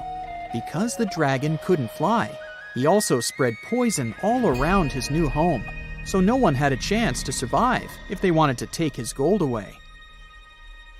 Fafnir was soon defeated by a young hero named Sigurd.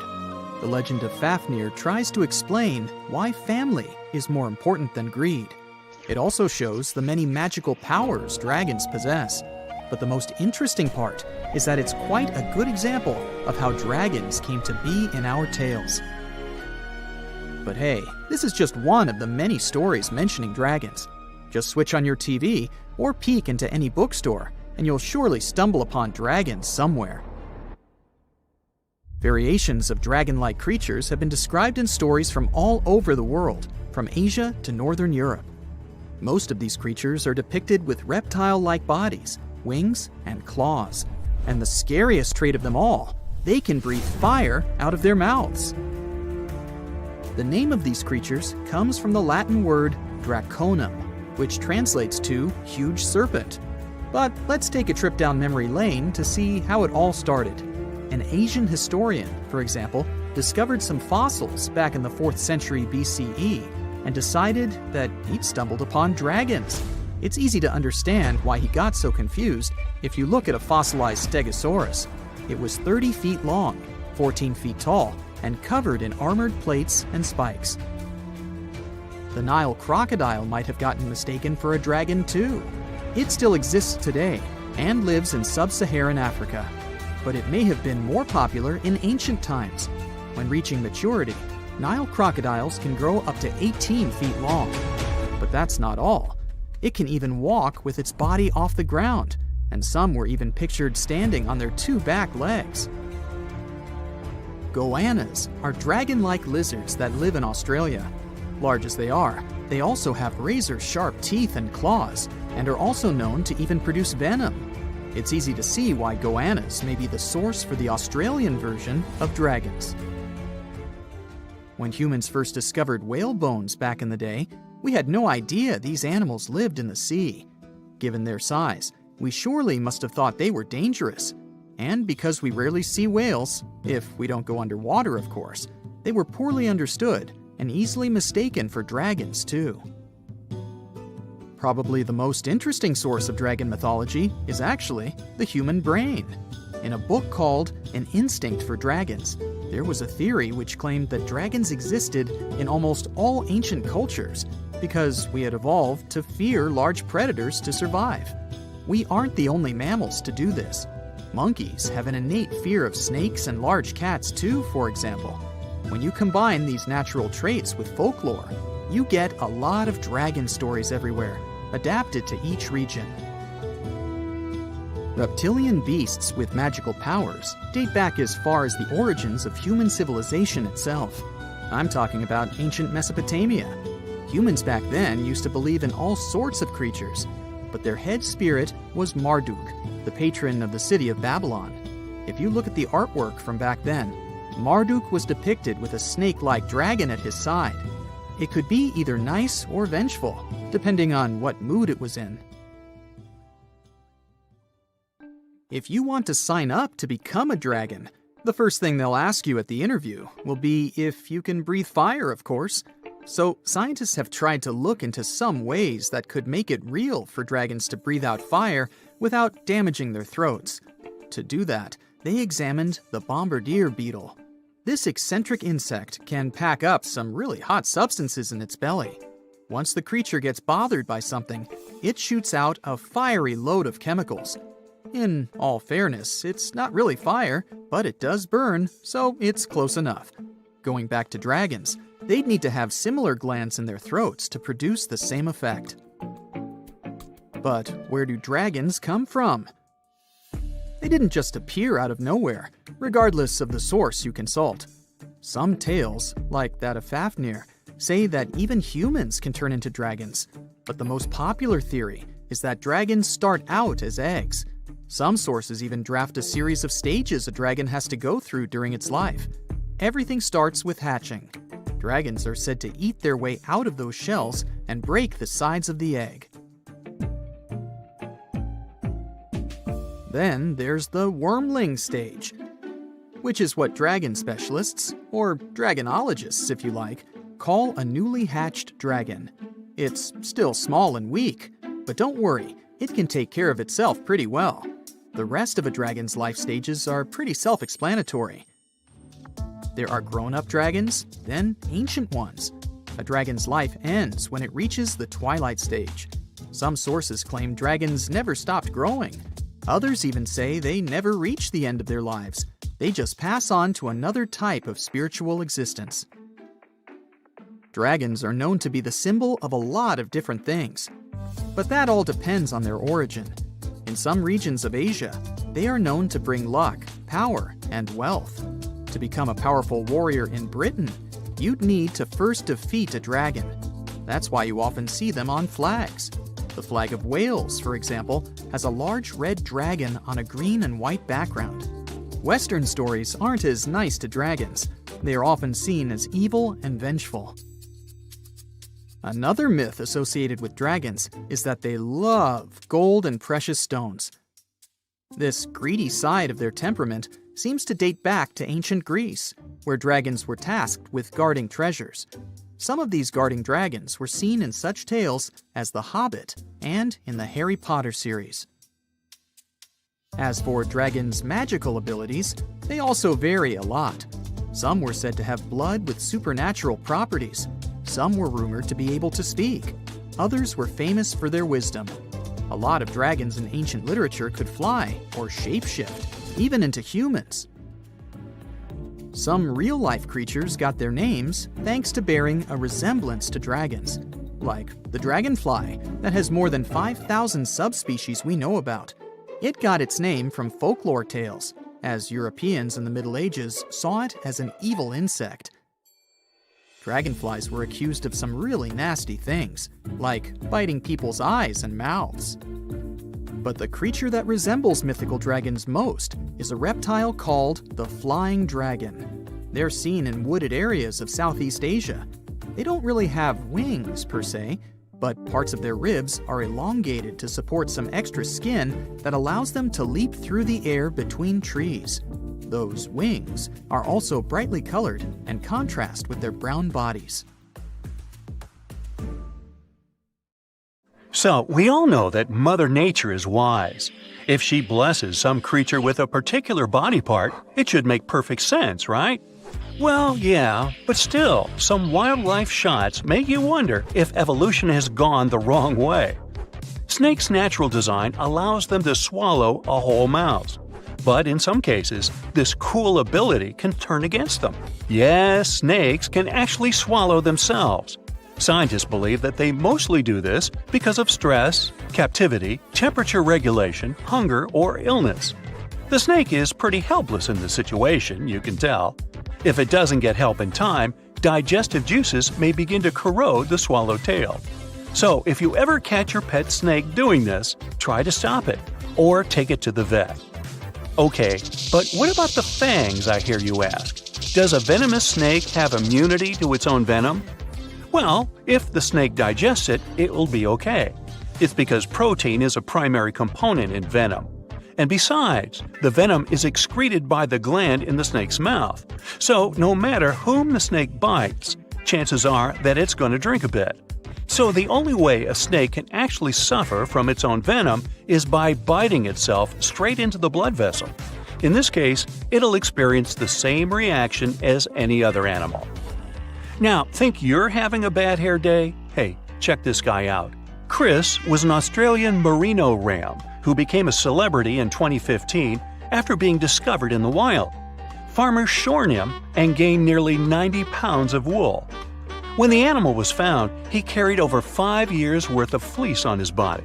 But Chris belonged to the domestic sheep breed that needs to be shorn regularly. Otherwise, the animal is at great risk of injury and infection. So the lives of these cuties depend directly on going to the hairdresser. Shall we talk about horns? Cattle, goats, and many other species proudly wear this fancy headdress not only for fashion, but also as a weapon for brutal battles. If you ask this bighorn sheep ram directly how old he is, you'll probably hear something like, "Bah." But if you want to get a more precise answer, you can count the number of rings on his horns. The biggest and the darkest ring usually marks the 4th birthday, when the ram matures enough for mating. Although animal horns may look very tough, in fact, most of them are made of keratin. It's the same protein that builds human hair and nails. Horns never stop growing as the animal ages, just like our own hair. And eventually, they can curl into really extravagant shapes, making these weapons turn against their owners. This is what a Wiltshire sheep horn looks like when it's young. But as the years go by, the horns typically curl in front of its face. And while most grow out harmlessly, the inward-growing horns can end up dangerously close to the sheep's head. Like this ram who's having bad luck, to say the least. Its horn has slowly grown into its own skull, and eventually, well, it didn't end well for the sheep. Of course, this would hardly have happened on a farm, because people would have made a preventive horn cut. But unfortunately, in the wild, animals cannot use hairdresser services. That's why they use rocks and branches to rub and grind away at their horns to keep them safe, just like humans trim their nails. Faulty genetics is not the only reason for the horn distortion. You see, when males of the species want to fight for dominance, they begin to butt heads to show each other who's the alpha male here. These battles can break horn plates, making them grow at weird and dangerous angles. The fancier the original shape of the horns is, the more problems their fracture may cause. This poor African kudu is a bright example. Fortunately, in some cases, unlimited body part growth can be good for the animal. Just take a look at these adorable smiles. If you happen to break off your own molar tooth, your dentist would probably say it's irreversible and offer a replacement. But if an alpaca breaks its front teeth, all it has to do is wait a bit. Although these animals don't have upper teeth, their lower teeth constantly grow throughout their lifetime, and they might look pretty creepy when they get too long. That's why some farmers prefer trimming them from time to time, just like pet owners cut the nails of their cats or dogs. Now, llamas look so similar to alpacas that many people confuse these two species. But the significant difference between them is that llamas' front teeth are encased in enamel. That's why, unlike alpacas, they don't possess the superpower of limited growth. Too bad. Unlike the keratin horns, deer antlers are made entirely of bone. Typically, only male deers, called stags, grow antlers. Very rarely, females can grow them too due to a serious hormone imbalance. This is a deer equivalent of a beard on a human female that sometimes can appear due to various diseases. Adult deers grow and shed their antlers annually, which coincides with the breeding season. At first, their antlers are covered in velvet, a protective skin with blood vessels. But once the antler is fully developed, the deer gets rid of the velvet, just like snakes shed their skin. Although this process doesn't harm the deer, it may look pretty spooky. Once the brand new antlers are ready, stags begin to fight with other males over the ladies' attention. Usually stags barely eat or sleep during this competition. And if you ever question whether the antlers of two deers can get locked together, the answer is yes. Every stag is risking ending up stuck with his own rival instead of having a romantic night out with a female deer. Bummer. Moreover, all the traumas that the deer gets during the mating season can influence further antler growth if specific nerves get damaged. Just like horns, antlers can develop at distorted angles because of genetic failures. Some mutations can even make them grow monstrously large. This unlucky deer can barely move his head without losing balance. Also, if a deer breaks one of its legs, its body can speed up the healing by sacrificing the bone and blood material from one of the antlers, and thus this antler will get thinner and weaker. And speaking of facial extensions, we cannot skip the tusks. Please meet Babirusa from Indonesia. This ancient boar first emerged over 35,000 years ago. It's easy to confuse these big tusks with horns, but they are actually upper canines. They tend to pierce through the skin of the boar's face as it matures. Scientists believe that these intimidating tusks have evolved as a tool to protect eyes and throat while fighting with other males during mating season. But this design doesn't seem very thoughtful. If a male boar doesn't grind his tusks regularly, they can end up curling back into his own skull, which can blind him or even worse. Now, what if I told you that hoofs can grow out of control just like horns and antlers?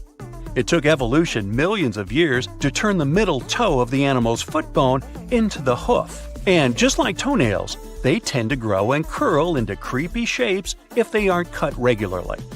When donkeys or horses don't have a chance to wear down their hoofs naturally by walking on hard surfaces, they tend to overgrow.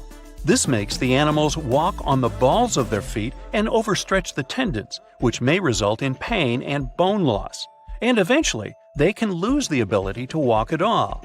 So if you ever come across a horse with curly hooves, consider calling the experts to give it an emergency manicure. Perhaps one of the most obvious questions regarding the undersea world is, can a fish drown in the water? Yup, it can.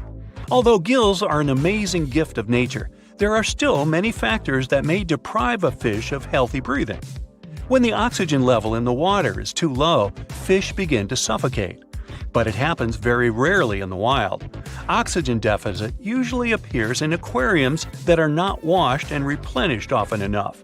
Also, parasites, diseases, and an overall imbalance in water components can cause the fish to drown. And on that note, I need to hoof it on out of here. See you next time.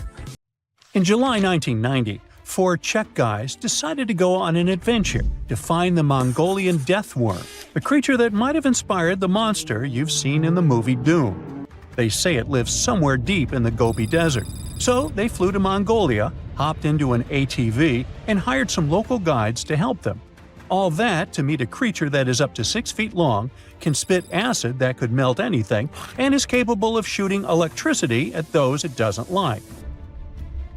Legend says that these friendly guys spend most of their days hiding underneath the sandy dunes, but they'd like to come out during the wetter months of June and July. So the timing for a spotting was simply perfect. But the crew needed to figure out how to lure the creature. Sadly for them, no one knew what the giant worm liked to eat. So they built a thumper, which is a machine that made rhythmic pounding noises. They were hoping it would call the worm out of the ground. For 2 months, they searched the vast desert, crossing dunes and rocky plains, looking for any sign of the creature. But alas, it didn't really work out. Ivan McCurley, who was the leader of the 1990 expedition, came back to Gobi Desert again. He once tried to attract the megaworm with blasts, and the second time he used a small airplane to scout the dunes. Over the years, groups from America, Britain, and New Zealand organized big expeditions to the Gobi Desert to try and find the creature. Many others came from all around the world on their own and found nothing. The people in the West first found out about the megaworm of the Gobi Desert thanks to an American paleontologist, Roy Chapman Andrews. This brave man was probably the inspiration for Indiana Jones. In 1926, he wrote about the creature in his book. At a meeting with Mongolian leaders, Andrews heard detailed descriptions of the creature, even though none of them had ever seen it themselves. One of them described it as looking like a sausage, about 2 feet long, with no head or legs. According to him, the worm was so venomous that just touching it could instantly take your life, and it lived in the loneliest parts of the Gobi Desert. Andrews didn't think the creature was real, but he shared these stories again in another book. In May 2005, 4 friends from Great Britain who search for monsters professionally decided to try their luck. They made drawings of the worm and hired local people to hand out flyers all over the Gobi Desert. These flyers offered a reward to anyone who could give information about the worm or even bring them a specimen. They thought loud sounds that other explorers tried would scare the beast away. Some told them it likes damp conditions, so they came up with a plan to block streams of water to create wet areas that would lure the worm out. Their plan didn't work because it was too hard to build dams in the desert. They ended up using small traps, but didn't find any actual proof that the worm existed. But they did meet locals who shared interesting stories about strange creatures they had seen over 70 years. Over the years, stories of the monster spread around the world. In some of them, it's only 1 foot long. In others, it's as large as a human. It's white-gray or scaly and brown, or maybe fleshy and bright red. Someone said it resembled a snake, or maybe a caterpillar, or maybe it has wings and can fly. And some believe it could be a supernatural evil being without a body. Maybe the stories are so different, and the search operations are so fruitless, because the creature doesn't even exist. Or it could be one of many cryptids. Those creatures like Bigfoot, Yeti, the Loch Ness Monster, their existence has yet to be proven. In 1983, one scientist who was visiting the region heard that an old man had managed to catch the mysterious worm. He also learned there was a nest nearby. The scientist bravely approached the hole in the sand and put his hand inside. A giant creature dragged him in, and he was never seen again. Just kidding. He actually found a Tartar sand boa inside. It's a chunky, burrowing, non-venomous snake that has small eyes and gray-brown scales. He showed it to the locals to verify if it was the monster, and supposedly all of them said yes. Most Mongolians who know about the worm still believe it's real. Now, even though people call our supposed monster a worm, it's just what it sounds like in the English translation. Many Mongol cultures have used this word for centuries to refer to any animals they thought to be really dangerous, especially snakes, even non-venomous ones. So, it doesn't have to be a literal worm after all. Worms are soft and squishy, but a creature living in the harsh Gobi Desert would need to be tougher, more like a snake or a type of lizard without legs. Neither of these creatures can shoot electricity or spit acid like they say the death worm does. But some snakes, like cobras, can spit venom that's dangerous for people. If it were real, the creature would have a backbone, and explorers searching for it would likely find some bones or evidence left behind.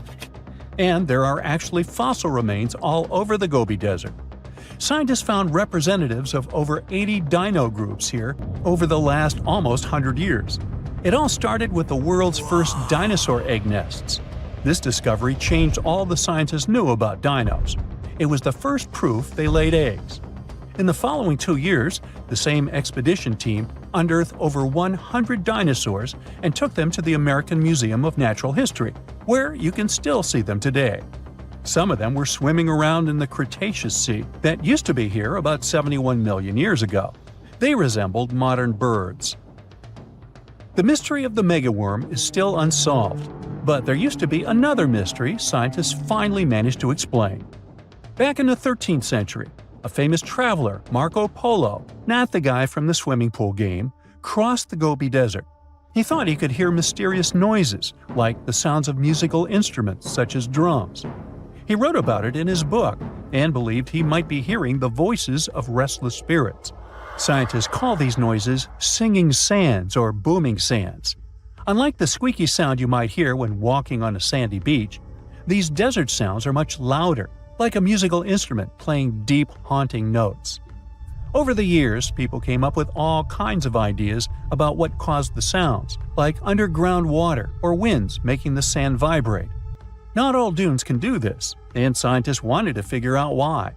Sometimes the winds might cause a small avalanche on the side of a dune, and then you can hear the magical sound start. But this is rare. So, to study it, scientists had to help the dunes sing. They climbed to the top of a dune and slid down on their backs, using their hands and feet to push sand down. As the sand tumbled, the sound started softly and got louder. They could even feel the vibrations with their hands. So they found out that for a dune to sing, a few special things need to happen. The grains of sand must be the right shape.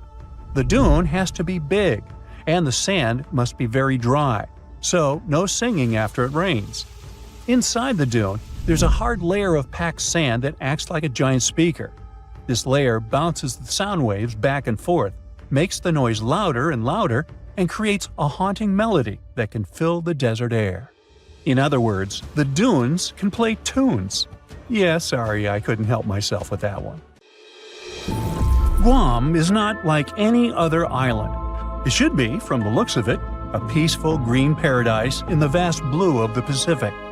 But something happened here that changed this place forever.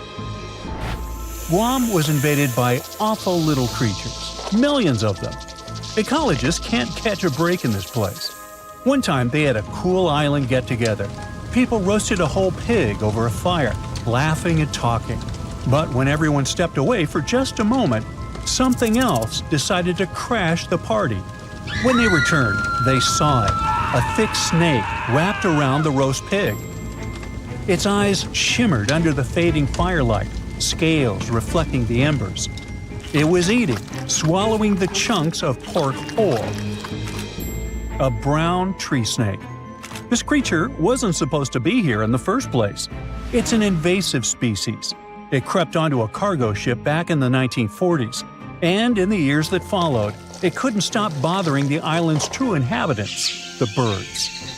Guam was once a paradise of chirping, singing life. Its forests were home to 12 species of birds, so the air was always filled with beautiful whistles and calls. That is, until the snakes came. They slithered through the trees, finding nests, devouring eggs, and wiping out entire generations before they could even hatch. And in just 40 years, the jungle fell silent. Out of the 12 bird species, 10 are completely extinct. The last 2 are barely clinging on. The Guam kingfisher is a funny bird with a cute long beak. It was only saved by a last-minute effort to capture a few survivors. It went extinct in the wild, but ecologists managed to keep them in zoos for decades. And thankfully, there is great news. This year, things have improved for these guys, and now scientists released a handful of them in the jungles about 3,600 miles away. Another barely saved species is a Guam rail, also called Coco by the locals. The poor thing can't even fly, a ground bird completely defenseless. Thankfully, people relocated these guys on other islands and helped them make it. But the true horror of the brown tree snake wasn't just its hunger, it was its stubbornness. Now, most predators only eat what they need, but brown tree snakes, they stop at nothing. These guys have zero chill. They'll go for animals that are too big for them to swallow. They'll try to eat random stuff like trash. And if they realize that they literally took a bigger chunk than they could bite, they'll just leave the leftovers to rot. It's horrifying. When researchers were trying to understand why the birds were disappearing suddenly, they gave them tiny radio transmitters to track their movements. But every time scientists went to check on tagged birds, they kept finding the tracking signals inside the snakes, or in bodies left by the snakes. Oh, and now these snakes have nothing to eat. Millions of them. You'd think they'd just give up, but nope, they decided to change their diet. Rats, lizards, garbage, each other. Yep, these guys aren't picky. What's even crazier is that it was just the beginning. Birds aren't just there to sing pretty songs. They eat things like bugs and help keep nature in balance. And when they disappear, you can tell because something starts taking their place. Spiders. Guam's spider population absolutely exploded. The place is drowning in silky webs and creepy little legs. Especially the banana spiders. Giant golden-bellied creatures that build sprawling webs bigger than anything seen on other islands. Or the huntsman spiders, the size of a human hand.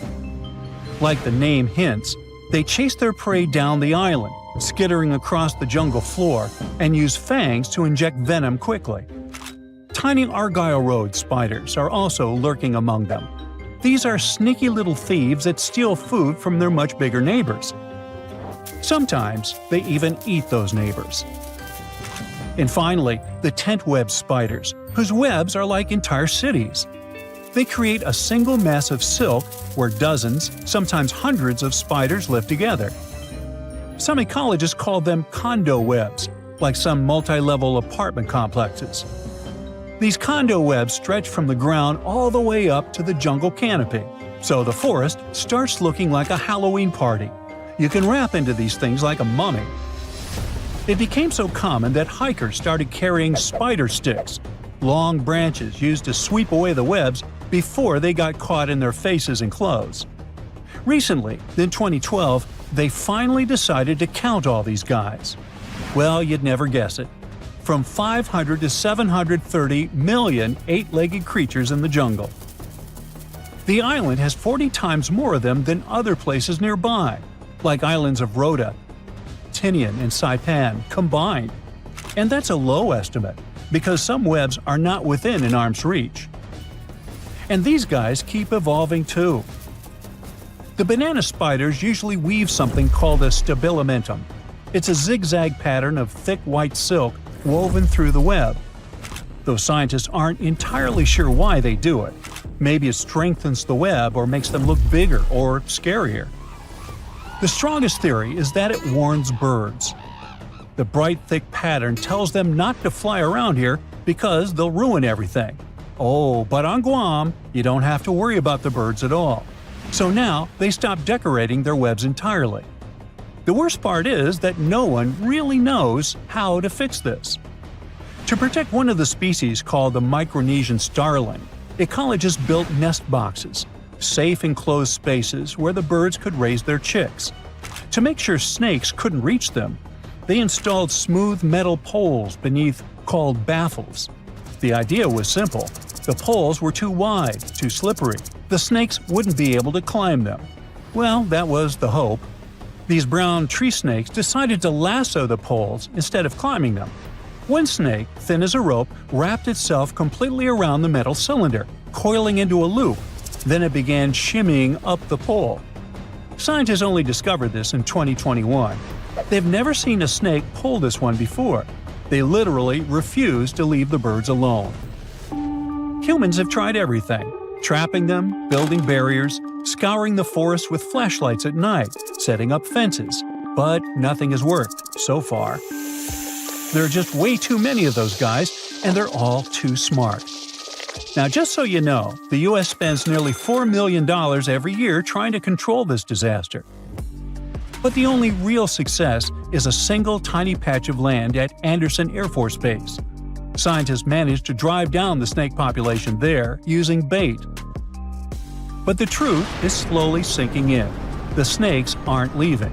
Humans can send rockets to space, but this is too much. That also means that Guam Island will start looking entirely different soon.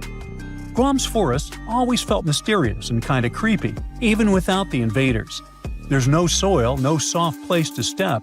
Instead, it's all jagged, broken limestone. Everything is full of razor-sharp rock left behind by an ancient coral reef. It was being pushed up over millions of years. Trees forced their roots into the cracks. Everything is packed with twisting and curling plants. Breadfruit trees, prehistoric-looking cycads, spiky pandanus trees. And just as a cherry on top, a typhoon comes ripping through every few years, tearing it all apart. Luckily, plants usually grow back fiercely. Now, walking there is insane. It feels like walking in the sea, though instead of balancing on waves, you're trying not to trip and gash your shins open on the sharp rocks beneath you. You have to think through every step. But now, things are going to get so much worse. 70% of Guam's trees relied on birds to carry their seeds, spreading them far and wide.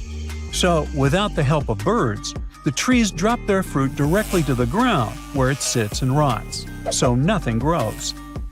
Well, perhaps the invaders' rule over Guam may last forever, and soon this place won't be friendly to tourists at all.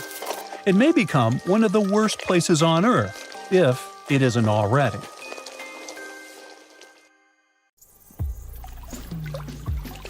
Now, of course you know that the Amazon River is famous for its piranhas, bull sharks, and other creatures you don't want to meet. But there are even more dangerous rivers in the world. The deepest of them, the Congo, goes so far down in some sections that even light can't reach there. It's the only major river that crosses the equator twice and carries enough water to fill more than 13 Olympic-sized swimming pools into the Atlantic Ocean every second. Wow! Even the most experienced boaters have trouble passing through all of the river's strong currents, rapids in its upper part, and waterfalls and gorges in the lower section. The Congo currents are so fast and powerful that they even divide animals like mountains and oceans do. There are new species of fish evolving separately on the two banks as they can't reach the other side and breed with each other. One of the most dangerous types of fish living here is the Goliath tigerfish. These monsters, that grow up to 5 feet and travel at the speed of 25 miles per hour, are relatives of piranhas. Their mouths are full of vicious, razor-sharp teeth. Their females lay hundreds of thousands of eggs, and the offspring are predators from birth. You have a good reason to fear the Goliath tigerfish, as they're the only freshwater fish in Africa that have attacked crocodiles and even humans. Okay, not swimming there. There are dense jungles and more hungry wildlife, including snakes and some aggressive hippos, all along the river. Still, it's used as a water highway in Central Africa, so barges traveling on it for weeks are often crowded with up to 2,000 people and capsize every now and then. And if you believe the local folklore, there's one more thing to be afraid of: the one who stops the flow of the rivers, a dinosaur-like beast that is said to live in the Congo River basin.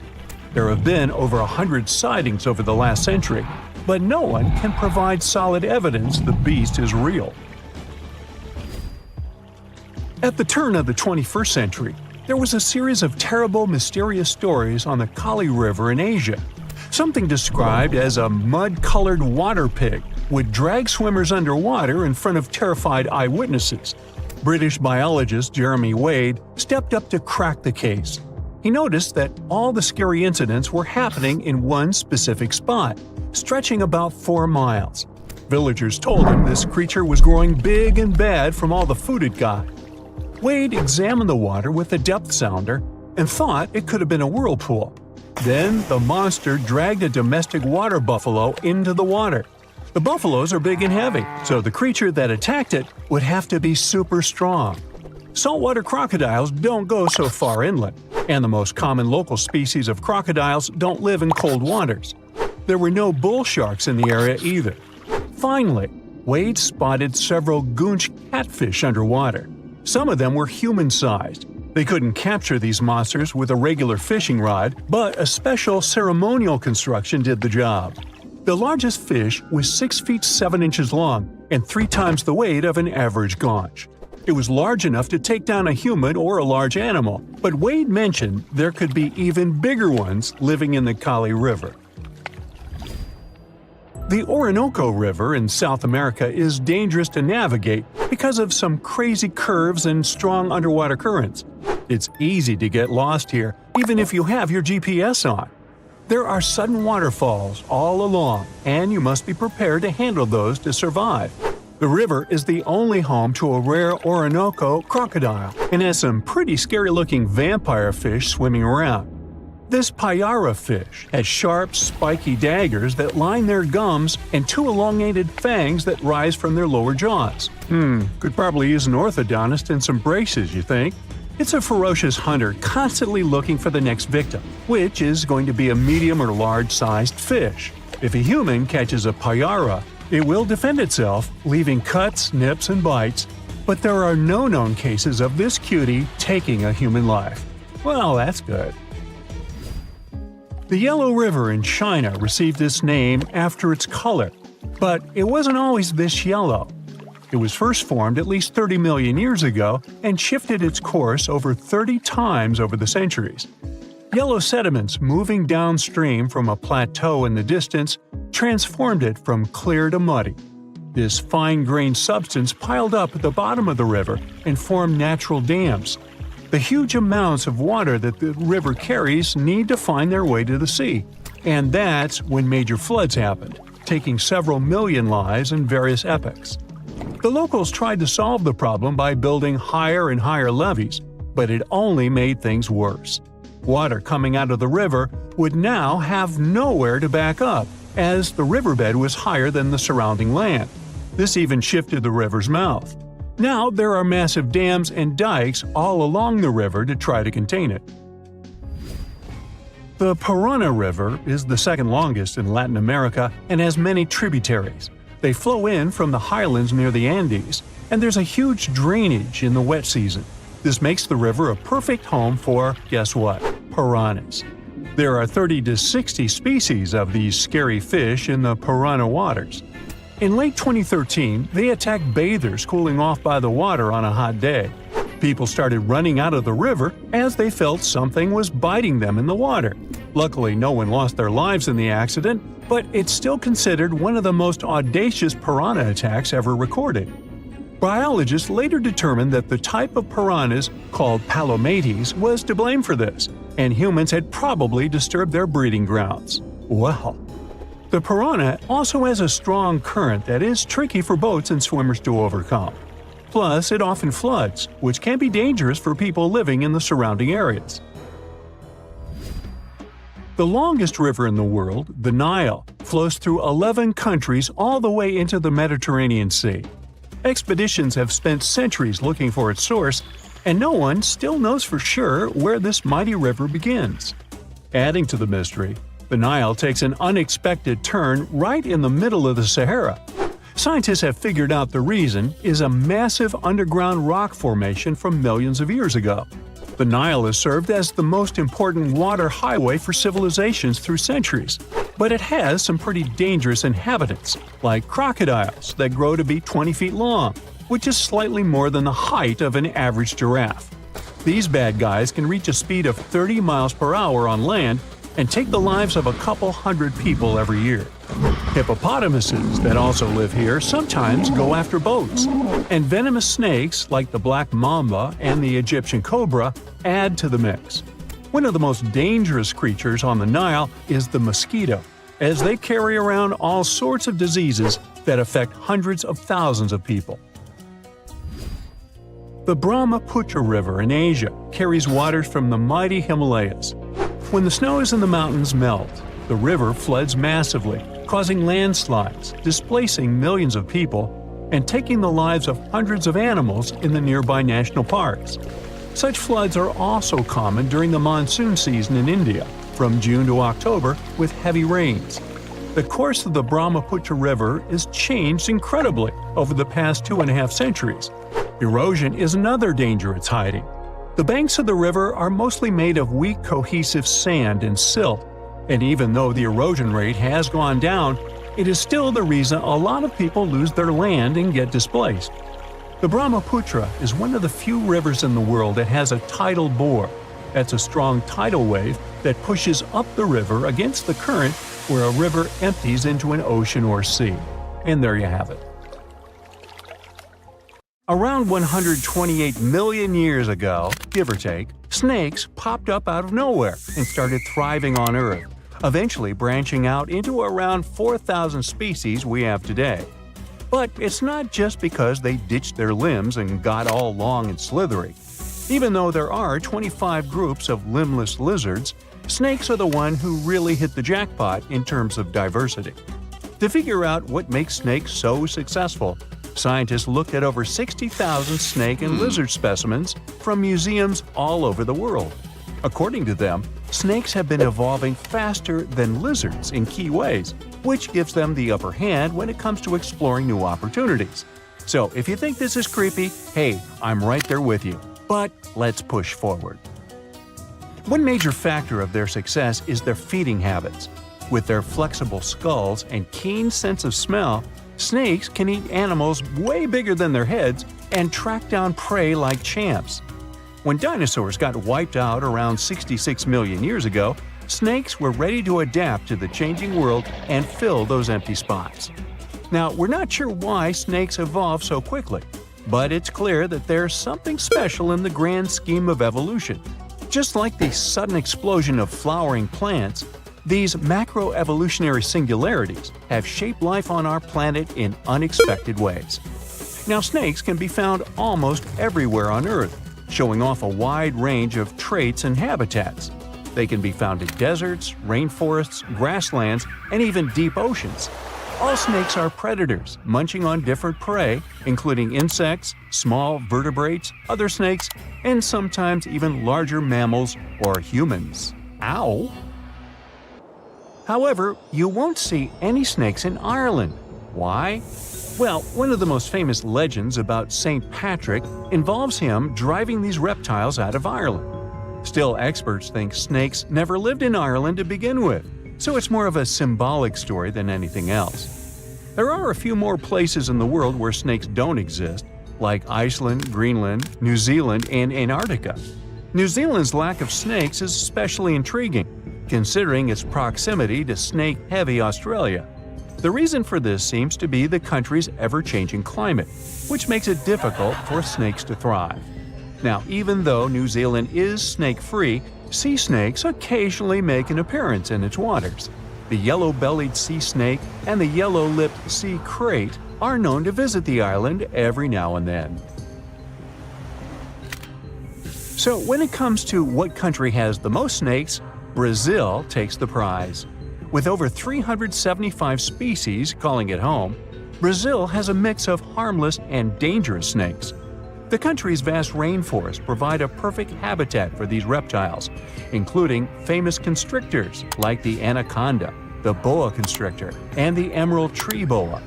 Brazil is also home to venomous snakes, such as the fer-de-lance and coral snakes. However, If you fear going to a Rio carnival just because you're terrified of Brazilian snakes, I've got some news for you. Out of 4,000 snake species in the world, only around 600 are venomous, and only about 200 of them can cause harm to humans. So, fatal snake bites are less common than people might think. Chances you stumble upon a bad snake are like 5%. Now, it's hard to say exactly how many individual snakes there are out there, as they tend to, keep to themselves. However, scientists can make estimates about the number of specific species. For example, they believe that there could be as many as 1 million common garter snakes in the wild. Cute little guys. Unlike the super widespread common garter, the St. Lucia racer is one of the rarest snakes in the world. It had quite a roller coaster of a story. Thought to be extinct, then found again, then lost, and finally rediscovered in 2012. The survivors are spending time together on a teeny island called Maria Major, after being wiped out on the mainland by mongooses and other invasive critters that like to snack on these harmless snakes. Another reason snakes hit an evolutionary jackpot is because they have this cool thing that they're basically solar-powered and depend on outside sources of heat or light. People often say they're cold-blooded, but that's not entirely accurate. Their blood isn't cold. The right word for them is ectothermic, which means their body temperature can change and is controlled by the environment. While mammals and birds can keep their temperature steady, reptiles must soak up the sun or find other ways to warm themselves up. Now, some snakes do not lay eggs, defying the traditional classification of reptiles as egg layers. While it may have been taught at school that all reptiles lay eggs, nature has its exceptions. About 70% of snakes lay eggs, but those living in colder environments give birth to live young because eggs would not survive in such conditions. Nature always has a way of challenging our expectations and classifications. Snakes are a successful group of tetrapods, even though they don't have the 4 key-footed feature that tetrapods are named after. Despite this, or maybe because of it, snakes are super diverse. It might seem like this diversity dates way back to the times of dinosaurs, over 100 million years ago. But modern snakes seem to have emerged more recently. Fossils and DNA suggest that snakes started to spread out and evolve after the mass extinction event that wiped out dinosaurs. They took advantage of the empty habitats and niches left behind by the long-gone species. In terms of movement, snakes are super flexible and can crawl, burrow, climb, swim, and some can even fly. The ancient ancestors of snakes were quite different from what we see today, with some species even having well-developed limbs. Snakes continued to evolve through the late Cretaceous period, with various species appearing around the world. Only a handful of modern snake families emerged later, millions of years after the extinction of dinosaurs. The snake fossil record is patchy, making it hard to piece together their evolutionary history. To make sense of it all, scientists turned to DNA analysis. Molecular clock techniques help estimate when various snake lineages split off from each other, suggesting that most of the modern snake diversity is younger than dinosaurs. Only a few snake lineages survived the mass extinction event at the end of the Cretaceous. But these few survivors managed to give rise to the incredible diversity of snakes today. Some snake families persisted for millions of years until they eventually went extinct, while others thrived and diversified in the aftermath of the mass extinction event. This pattern of survival and rapid diversification resembles what we see in the bird and mammal fossil records after the extinction of dinosaurs. The ability to burrow, hunt in the dark, and go long periods without food helped some snakes survive the chaos after the mass extinction. Their flexibility and adaptability allowed them to find shelter and thrive when other species couldn't. Snakes can be some of the scariest animals around. Most snake species are harmless and don't bother humans. Even if they wanted to, most snakes are too small to pose a real threat to people. But there are some big snakes out there that can eat surprising things. The largest animal ever eaten by a snake was a 150-pound hyena devoured by an African rock python. I'll bet that hyena wasn't laughing then, huh? Before that, the biggest meal on record was a 130-pound impala eaten by a rock python. That's impressive. The biggest snakes in the world are constrictors. They tend to suffocate their prey. To eat large prey, the snake itself has to be huge. African rock pythons, green anacondas, reticulated pythons, Burmese pythons, Indian pythons, and amethystine pythons are all contenders for the title of the largest snake in the world. They can grow to incredible lengths and weights. And that's it. I'm done with snakes now. Ew. You're strapped in a boat cruising down the Amazon River with the sun scorching hot. As you check out your map, your boat starts rocking back and forth. The water is starting to get more intense, so you hang on for dear life. You tuck your map in your pocket and try to take control of your boat. You strike some jagged rocks and duck low to avoid tree branches. Your boat strikes a large rock out of nowhere and capsizes. You're swimming in the murky green water. While you're trying your best to get ashore, your boat gets washed away. Underneath the water lies a whole new world of bizarre and dangerous animals. Kangaroo fish are snake-like creatures that can grow up to 16 inches long. Arapimus can weigh more than an adult male and are taller than most basketball players. They're the biggest freshwater fish in South America. They have a hybrid gill system that forces them to pop up to the surface every 5 to 15 minutes to breathe in oxygen for their large swim bladder. You swim out of the raging water and dry yourself off. Oh no, your map is completely soaked. There's no way you can get to your destination without it. You venture into the thick rainforest, shoving the branches and leaves away. As you get deeper, you notice something on a tree. It's barely moving, but it's got sharp claws and a raggedy coat. It stretches its arm to another branch and tries to pull itself up, ever so slowly. Sloths sleep more than half their days and only head down from trees once a week. They're so motionless, they sometimes grow algae and moss on their fur. The rainforest gets denser with each step until there's barely any sunlight illuminating the path in front of you. You notice a figure following you. With every branch you step on, you can hear a faint sound right next to you creeping around. You start walking a bit faster, and the sound catches up with you. You make it out of the dense part and tread along a narrow path until you reach a cliff. You can't walk normally here, so you pin against the wall and walk sideways to cross the hills. You slowly move across with the river 30 feet below you. You move your right foot, and some rocks fall into the river. You keep going and misstep. You're about to fall, but you hold on to a large tree branch and pull yourself up. You notice a couple of colorful poison frogs inches away from your fingers.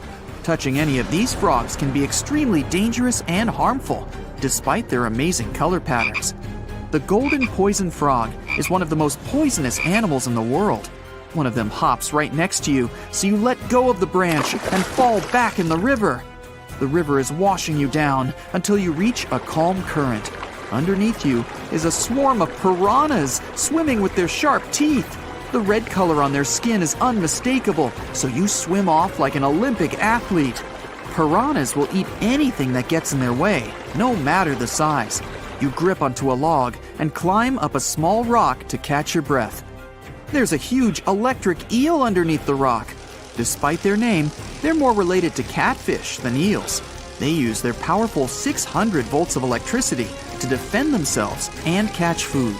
You're stuck, unless you're like the common basilisk that can run on the water like a jet ski. These incredible lizards have special webbing on their toes and can run the distance of a basketball court.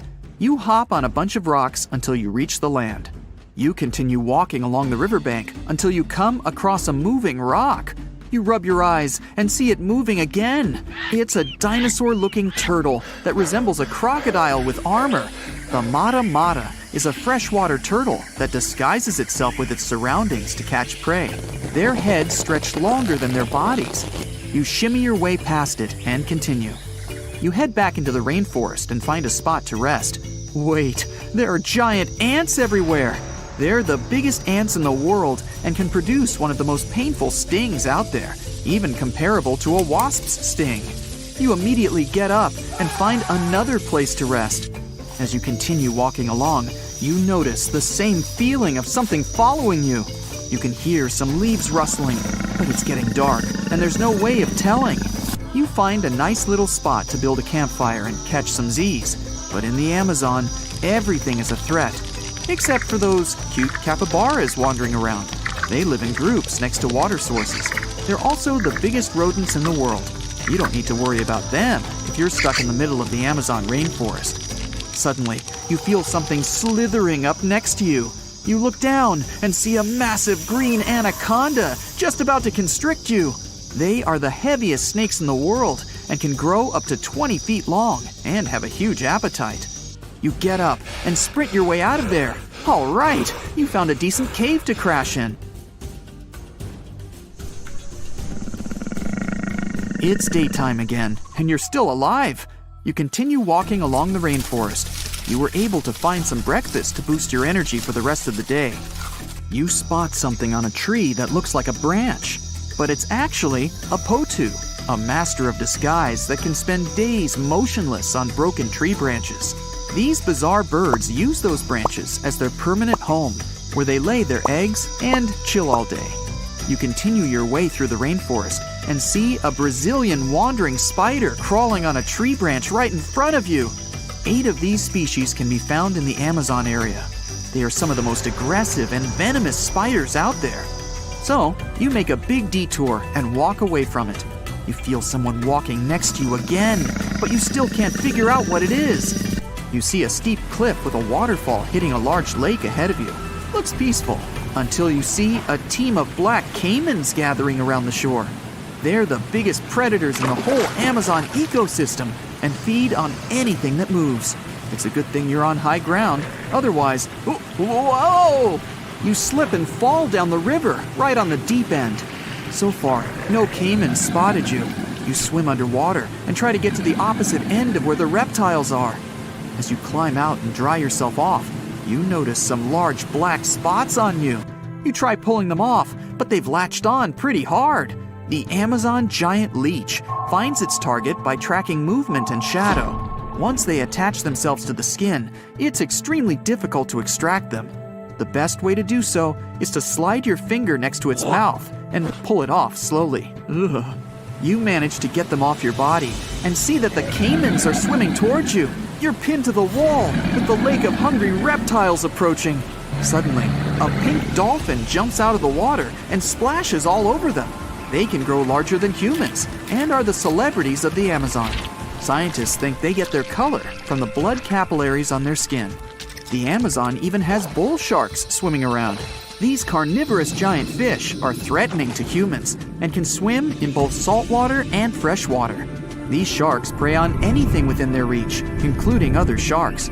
The dolphin distracted the caimans, so you climb up the cliff and try to find the best way to escape. Opened jaws waiting for you to fall into the pit are right below you. You're lucky enough to escape to the top, but as your arms pull you up, the first thing that you see is a jaguar looking straight at you. It's the creature that's been following you this whole time. You get up while it starts circling you, timing its strike. You know that you can't take on a jaguar, nor can you outrun it, so you grab a large tree branch from the ground to defend yourself. It jumps at you, but you duck down in time.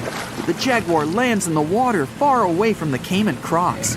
It's a good thing these large kitties are excellent swimmers. You pick yourself up and continue. And to your surprise, you find your boat again. You fix it up and sail your way out of the Amazon. Whew! You decided to go scuba diving for the first time. The water is clear and the sun is shining on the seabed. You take a few selfies and the fish swimming by when suddenly the ocean goes pitch black. You look up and, oh my, what is that gigantic animal? It's definitely not a shark, not a whale. Is it a turtle? Yup, but fear not, it's not gonna hurt you. If you had lived on this same Earth about 72 million years ago, then maybe this could have really happened to you. Scientists have recently found the fossils of a gigantic marine turtle that could have grown as big as 12 feet. If you don't have any idea of how big that is, let's see some examples. That's the average length of a hippopotamus, 6 golden retrievers, or 2 Michael Jordans stacked on top of each other. The turtle's scientific name is an homage to that old-school sea monster called Leviathan. Maybe you remember this from old-school history lessons. The Leviathan is supposedly a mythical creature that would swallow entire ships or people that were deemed too greedy by the creature. Can you imagine being swallowed by this humongous sea turtle? No, thank you. The fossils of this gigantic creature began to be excavated between 2016 and 2021, all the way in northeastern Spain. The first fossil was located by a hiker in the Spanish Pyrenees, and it was around 8 inches long. The pelvis of this turtle alone measured around 35 inches. It would definitely be one of the biggest turtles today if it hadn't gone extinct. FYI, the largest living sea turtles today can reach up to 6 feet in length, which is already pretty big. Now, how about a gigantic prehistoric scorpion?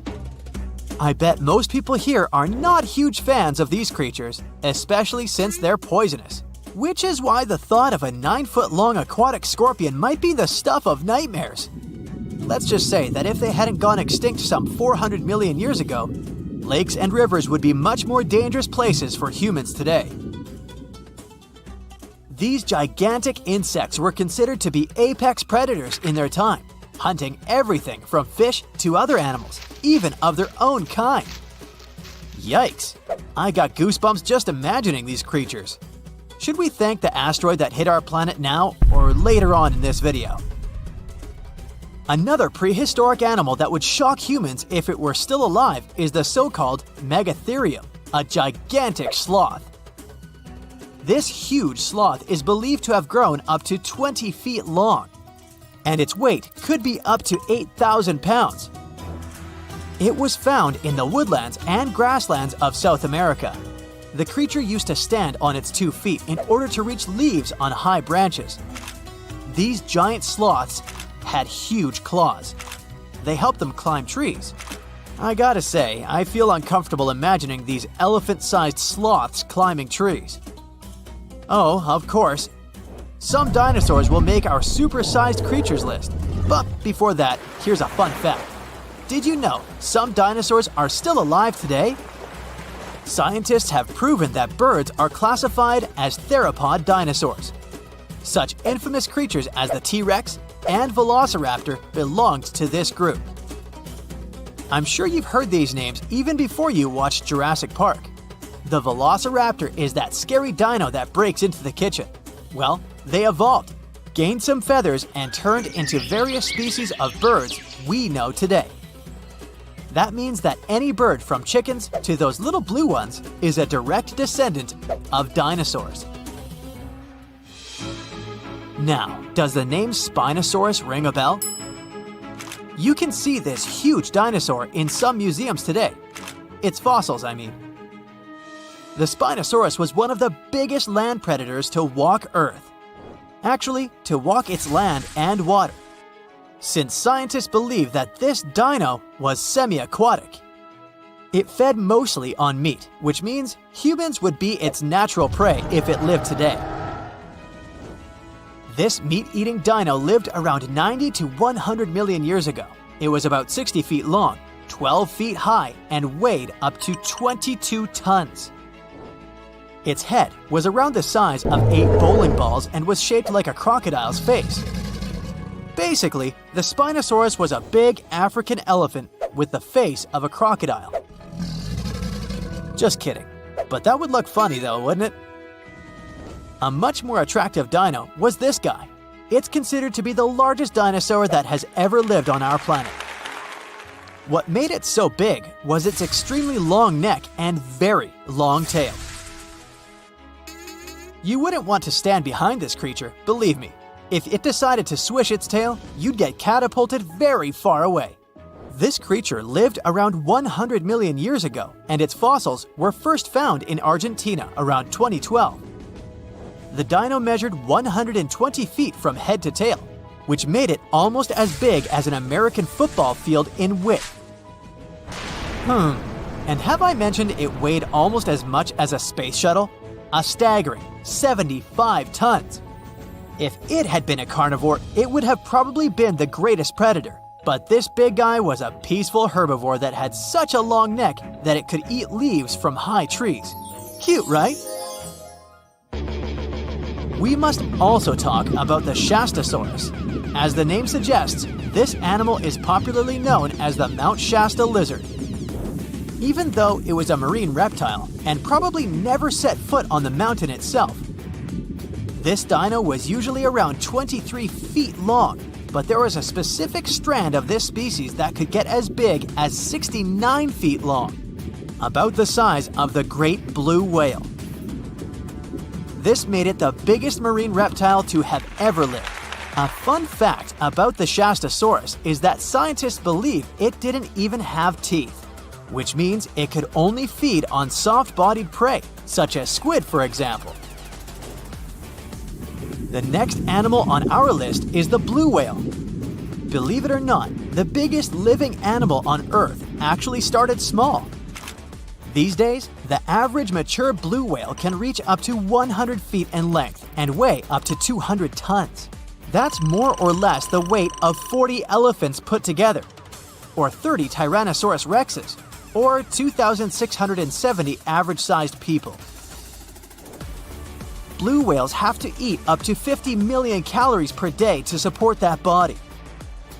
That's the equivalent of 30,000 Big Macs, just FYI.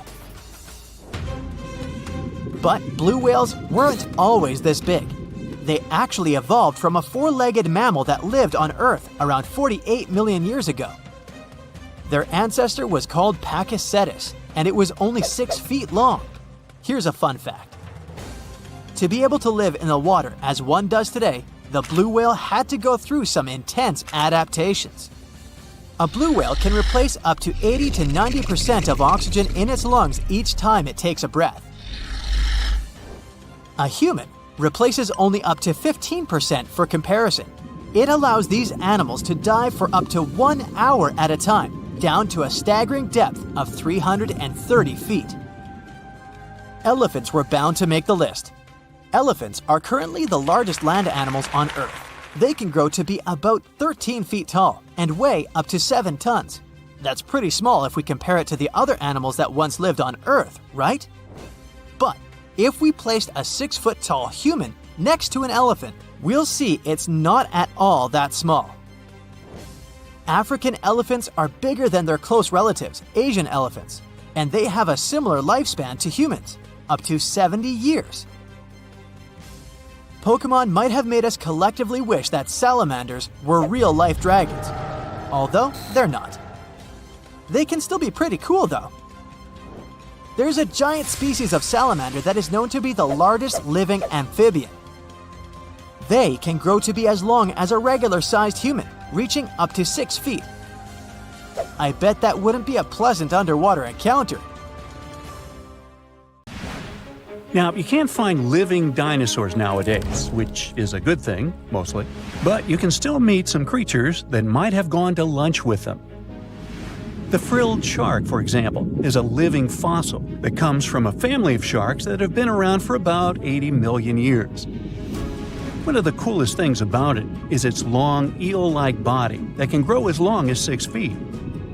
It has 6 pairs of gills on its throat, which help the frilled shark breathe in the deep, cold ocean where there isn't much oxygen. The shark can move very quickly, like a snake, to catch its prey when it least expects it. Little frilled sharks take an exceptionally long time to grow, up to 3.5 years, which is one of the longest times for any animal with a backbone. The Chinese giant salamander is another living fossil that can tell you what was going on Earth around 170 million years ago. Now, when I say tell, I really mean it, as it can make sounds like hisses, whistles, and barks, and even a noise that sounds like a crying kid. The biggest Chinese salamander found so far weighed 130 pounds, as heavy as 2 Dalmatians, and was almost 6 feet long. Giant salamanders like to be alone. Hey, I want to be alone. And will chase away other salamanders from their space, except when it's time to start a family. During the day, they hide and sleep under rocks. They can make a special substance from their skin that keeps predators away. Now, gharials are reptiles that have been around for about 38 million years. They live in India and Nepal in slow-moving, muddy rivers. Sadly, there are very few gharials left in the wild, less than 100. These creatures can't control their body temperature, so they need to sunbathe to get warm or cool down in the water if they get too hot. Their eyes are close together and face forward, which helps them see in 3 dimensions and judge distances more accurately. Gharials also have a transparent third eyelid that protects their eyes when they're underwater. They have over 100 sharp teeth, but they can't chew their food. Instead, they use their strong jaws to grab prey and then, swallow it whole. The alligator gar is a fish that has a family history of more than 100 million years. It still has some cool features from ancient times, like being able to breathe both air and water. It also has a special spiral-shaped intestine, like a shark. The alligator gar is one of the biggest and heaviest fish in North America. Just like an alligator, it has a long body and snout, plus a row of sharp teeth. But instead of legs, the gar has fins to help it swim underwater. The tuatara isn't a lizard as you might think, and isn't a dinosaur either. This New Zealand resident is one of the most unique animals in the world. Scientists love studying tuataras because they can help us understand how today's lizards and snakes evolved. One of the coolest things about the tuatara is its third eye, called a parietal eye, on its head. It has its own lens, retina, and a nerve that connects it to the brain. Scientists think it might help the tuatara know when it's light or dark outside and absorb sunlight to make vitamin D or help them keep their body temperature exactly right. Tuataras can live an extraordinarily long time, up to 100 years. Cassowaries are the youngsters on our list, as they've been around for only 60 million years. They have some things in common with dinosaurs, like their 3-toed feet and how they breathe. Cassowaries love to eat fruit, lots and lots of fruit. This love of fruit helps the rainforest because when cassowaries eat the fruit, their bodies don't harm the seeds inside. As they move around the forest, they spread these seeds, you can guess how, with their own natural fertilizer, helping new plants grow. Cassowaries are big birds, about 6 feet tall and weigh over 100 pounds. They have a special claw on each foot that is 5 inches long, and they can use it to kick real fast. If they feel threatened, they can charge, kick, and even jump on someone. They can also leap up to 5 feet in the air. So, the best thing to do is stay far, far away from where they live. The order Notostraca is a group of crustaceans that you may know as tadpole shrimp or shield shrimps. These animals have been around for about 360 million years. They have a wide, flat shell that covers their head, and they have a pair of eyes on top. These creatures can be found all over the world in different kinds of water, like freshwater, brackish water, and even salty pools. They can also look different depending on where they live. Notostracans aren't picky eaters and can snack on pretty much anything, from plants to small animals and other shrimps. Some of them are considered pests in places like California rice paddies because they stir up the mud, which blocks sunlight from reaching the young rice plants. Sturgeons are some of the largest fish species on the planet. They live only in the cool waters of the northern hemisphere and never travel below the equator. Even though they are huge, sturgeons don't have teeth. They eat by sucking food off the bottom of rivers, gulfs, lakes, and oceans. Scientists believe that sturgeons came from a group of fish that first appeared around 419 million years ago, long before dinosaurs even existed. Their ancestors survived a big extinction event that wiped out 90% of all species and went on to become the largest fish in many rivers in North America and Eurasia. Sturgeons can live up to 100 years old or even older. Female sturgeons can lay up to 3 million eggs at a time, but not all of the eggs eventually turn into real fish. Our next hero, the Pacific lamprey, has successfully lived through at least 4 mass extinctions. Its ancient ancestors evolved over 450 million years ago. These creatures have cartilage instead of bones and a third eye, which is a special light-sensing organ on top of their heads. Instead of a regular jaw, they have a mouth surrounded by teeth. They latch onto prey and sup up body fluids like real underwater vampires. And although he wasn't living underwater, the story goes that King Henry I of England might have lost his life because of a lamprey. The English monarch loved this fish so much that he defied doctors' orders to stop eating its flesh.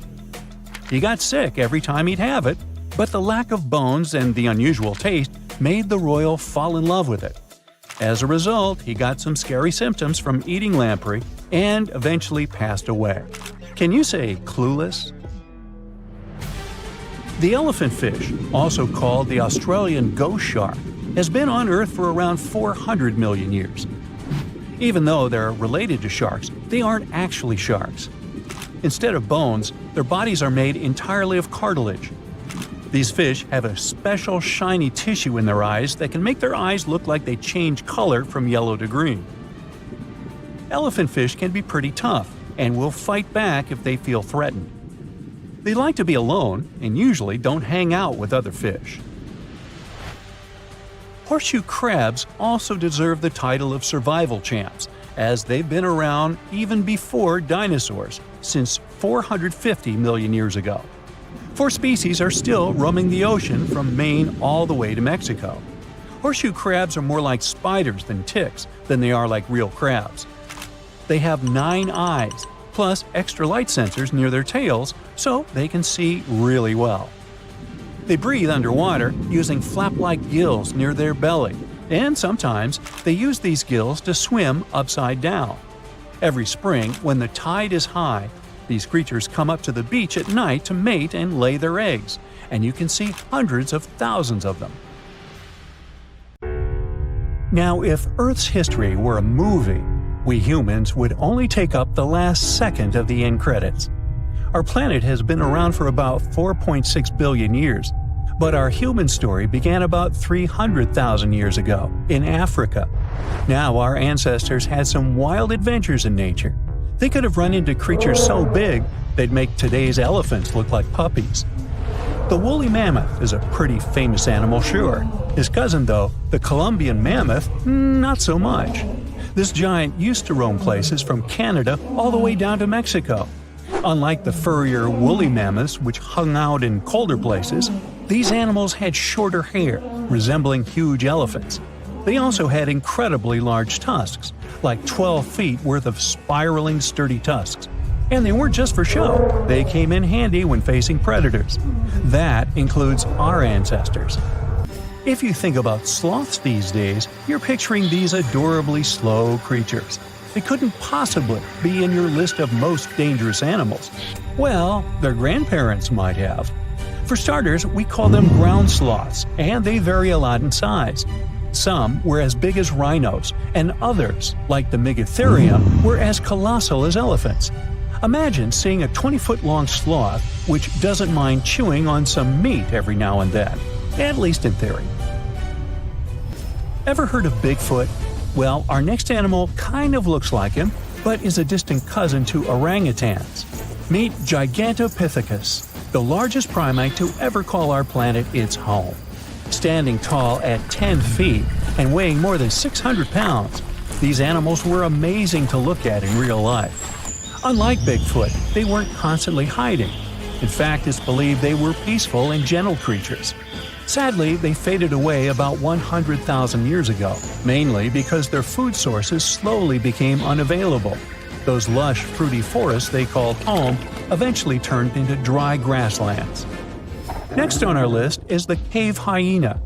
Weighing a chunky 250 pounds and standing 3 feet tall, these beasts were as long as a grown-up lying down. What's even more interesting about these creatures is that they love hanging out in groups. A pack could be as big as 30 of these animals, which meant they could easily take on even the biggest, heaviest mastodons. Our ancient families would have needed to stay alert around these hungry specimens. Sadly for these hyenas about 20,000 years ago, their numbers started going down. Soon enough, they completely disappeared from the planet. Quick pop quiz. What's called a tiger but isn't really one? It's the saber-toothed tiger.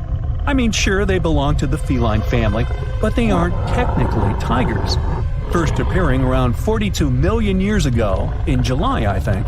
Many of their kind were gone before we even showed up. However, early Americans might have bumped into a couple of specimens from this group. If that really happened, it would have been quite the encounter. Think of the biggest wild lion today or the hefty Siberian tiger. These big cats also had some incredible features hidden in their fur. They were good at sneaking around, hiding, and pouncing on mammoths bigger than themselves. Their bite wasn't that strong, but they could open their jaws wide, like twice as much as a lion.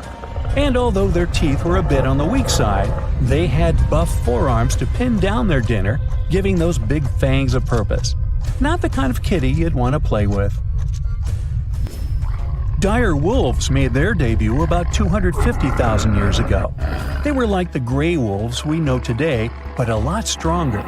While wolves these days stretch out to about 6 feet and tip the scales at 170 pounds max, dire wolves were about 5 feet and about 150 pounds. Found all over North and South America, they had admirable jaws, biting nearly a third harder than their modern counterparts. Also, their favorite snack was horses. But just like many other majestic beasts of the past, they faded away around 10,000 years ago. Now, names can be deceiving. Take the American lion, for example. It's not really a lion, it's more of a panther's big cousin. The other part of the name is correct, though. They did live in America about 330,000 years ago. This feline was no lap cat either. They were at the top of the wildcat pyramid, weighing a colossal 772 pounds. That's like stacking 4 grown men on a scale. Even the mighty African lion would look a tad bit shy beside these beasts. With the muscle to take down a bison, you wouldn't want to accidentally interrupt their dinner.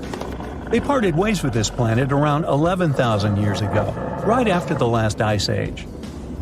Now, down in Australia, about 50,000 years ago, I wasn't around then, there lurked a relative of the Komodo dragon, the Megalania. Experts love to have debates on how big it was. Some say it stretched out to 23 feet. Others think it was just about 11 feet long. Either way, they were basically mega-sized Komodo dragons with a dangerous bite. If you think bears are already big and fluffy now, let's introduce the short-faced bear. While this big creature stood on its hind legs, it towered at 14 feet. With long limbs, they could outrun today's bears, hitting speeds up to 40 miles per hour. These ultra bears sadly disappeared around 11,600 years ago. Now imagine a crocodile. Okay, imagine that same crocodile, only supersized, with sporty legs, doing its thing in Australia about 1.6 million years ago. Well, say hello to the quincana. These crocs were extremely large, reaching 23 feet. And no, they weren't lazy river loungers. These creatures really love spending time on land. They evolved to have strong legs for their chases and razor-sharp teeth designed for slicing, not gripping. When did we stop sharing beaches with them?